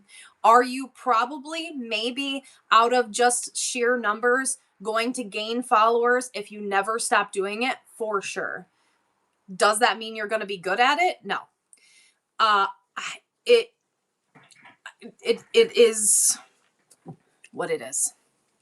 I also know people who are very, like, insanely successful on this platform and on YouTube and on other platforms, who are terrible human beings, terrible people. They sell shit, they package like crap, and they're huge. Why? No freaking idea. There is some hidden chat, yes. It's just the way of the world, right? I don't hate you. I love you all so much. But there are some people, I'm not saying you people, right? There are some people who you just, Christine, don't hate me. I didn't. Who can see? Oh, I don't know what's happening. It's just, you have to be, it's just how the world works, right? But you can't really say, like, I'm not getting, because people on here all the time, they're like, how do you get viewers, or how do you, like, I can't teach you how to be engaging. I can't teach you how to talk to people. I go into shows. I said this the other day. I went to a show the other day, and the person was like, no one loves me. Why does no one want to watch me? And I'm like, hey, I'm going to go watch you for a minute and see if I can give you some feedback. And this is what I walked into. Does anybody want, I'm going to sell this. Does anybody want this?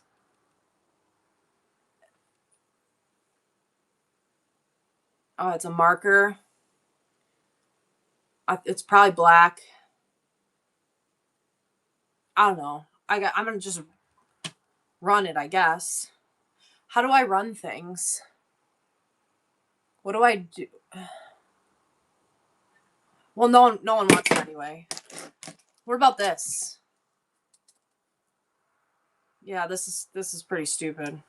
And I was like, bro, I can't even give you feedback here. There's no feedback that can help you. Literally none. I have 0 words. I have 0 words.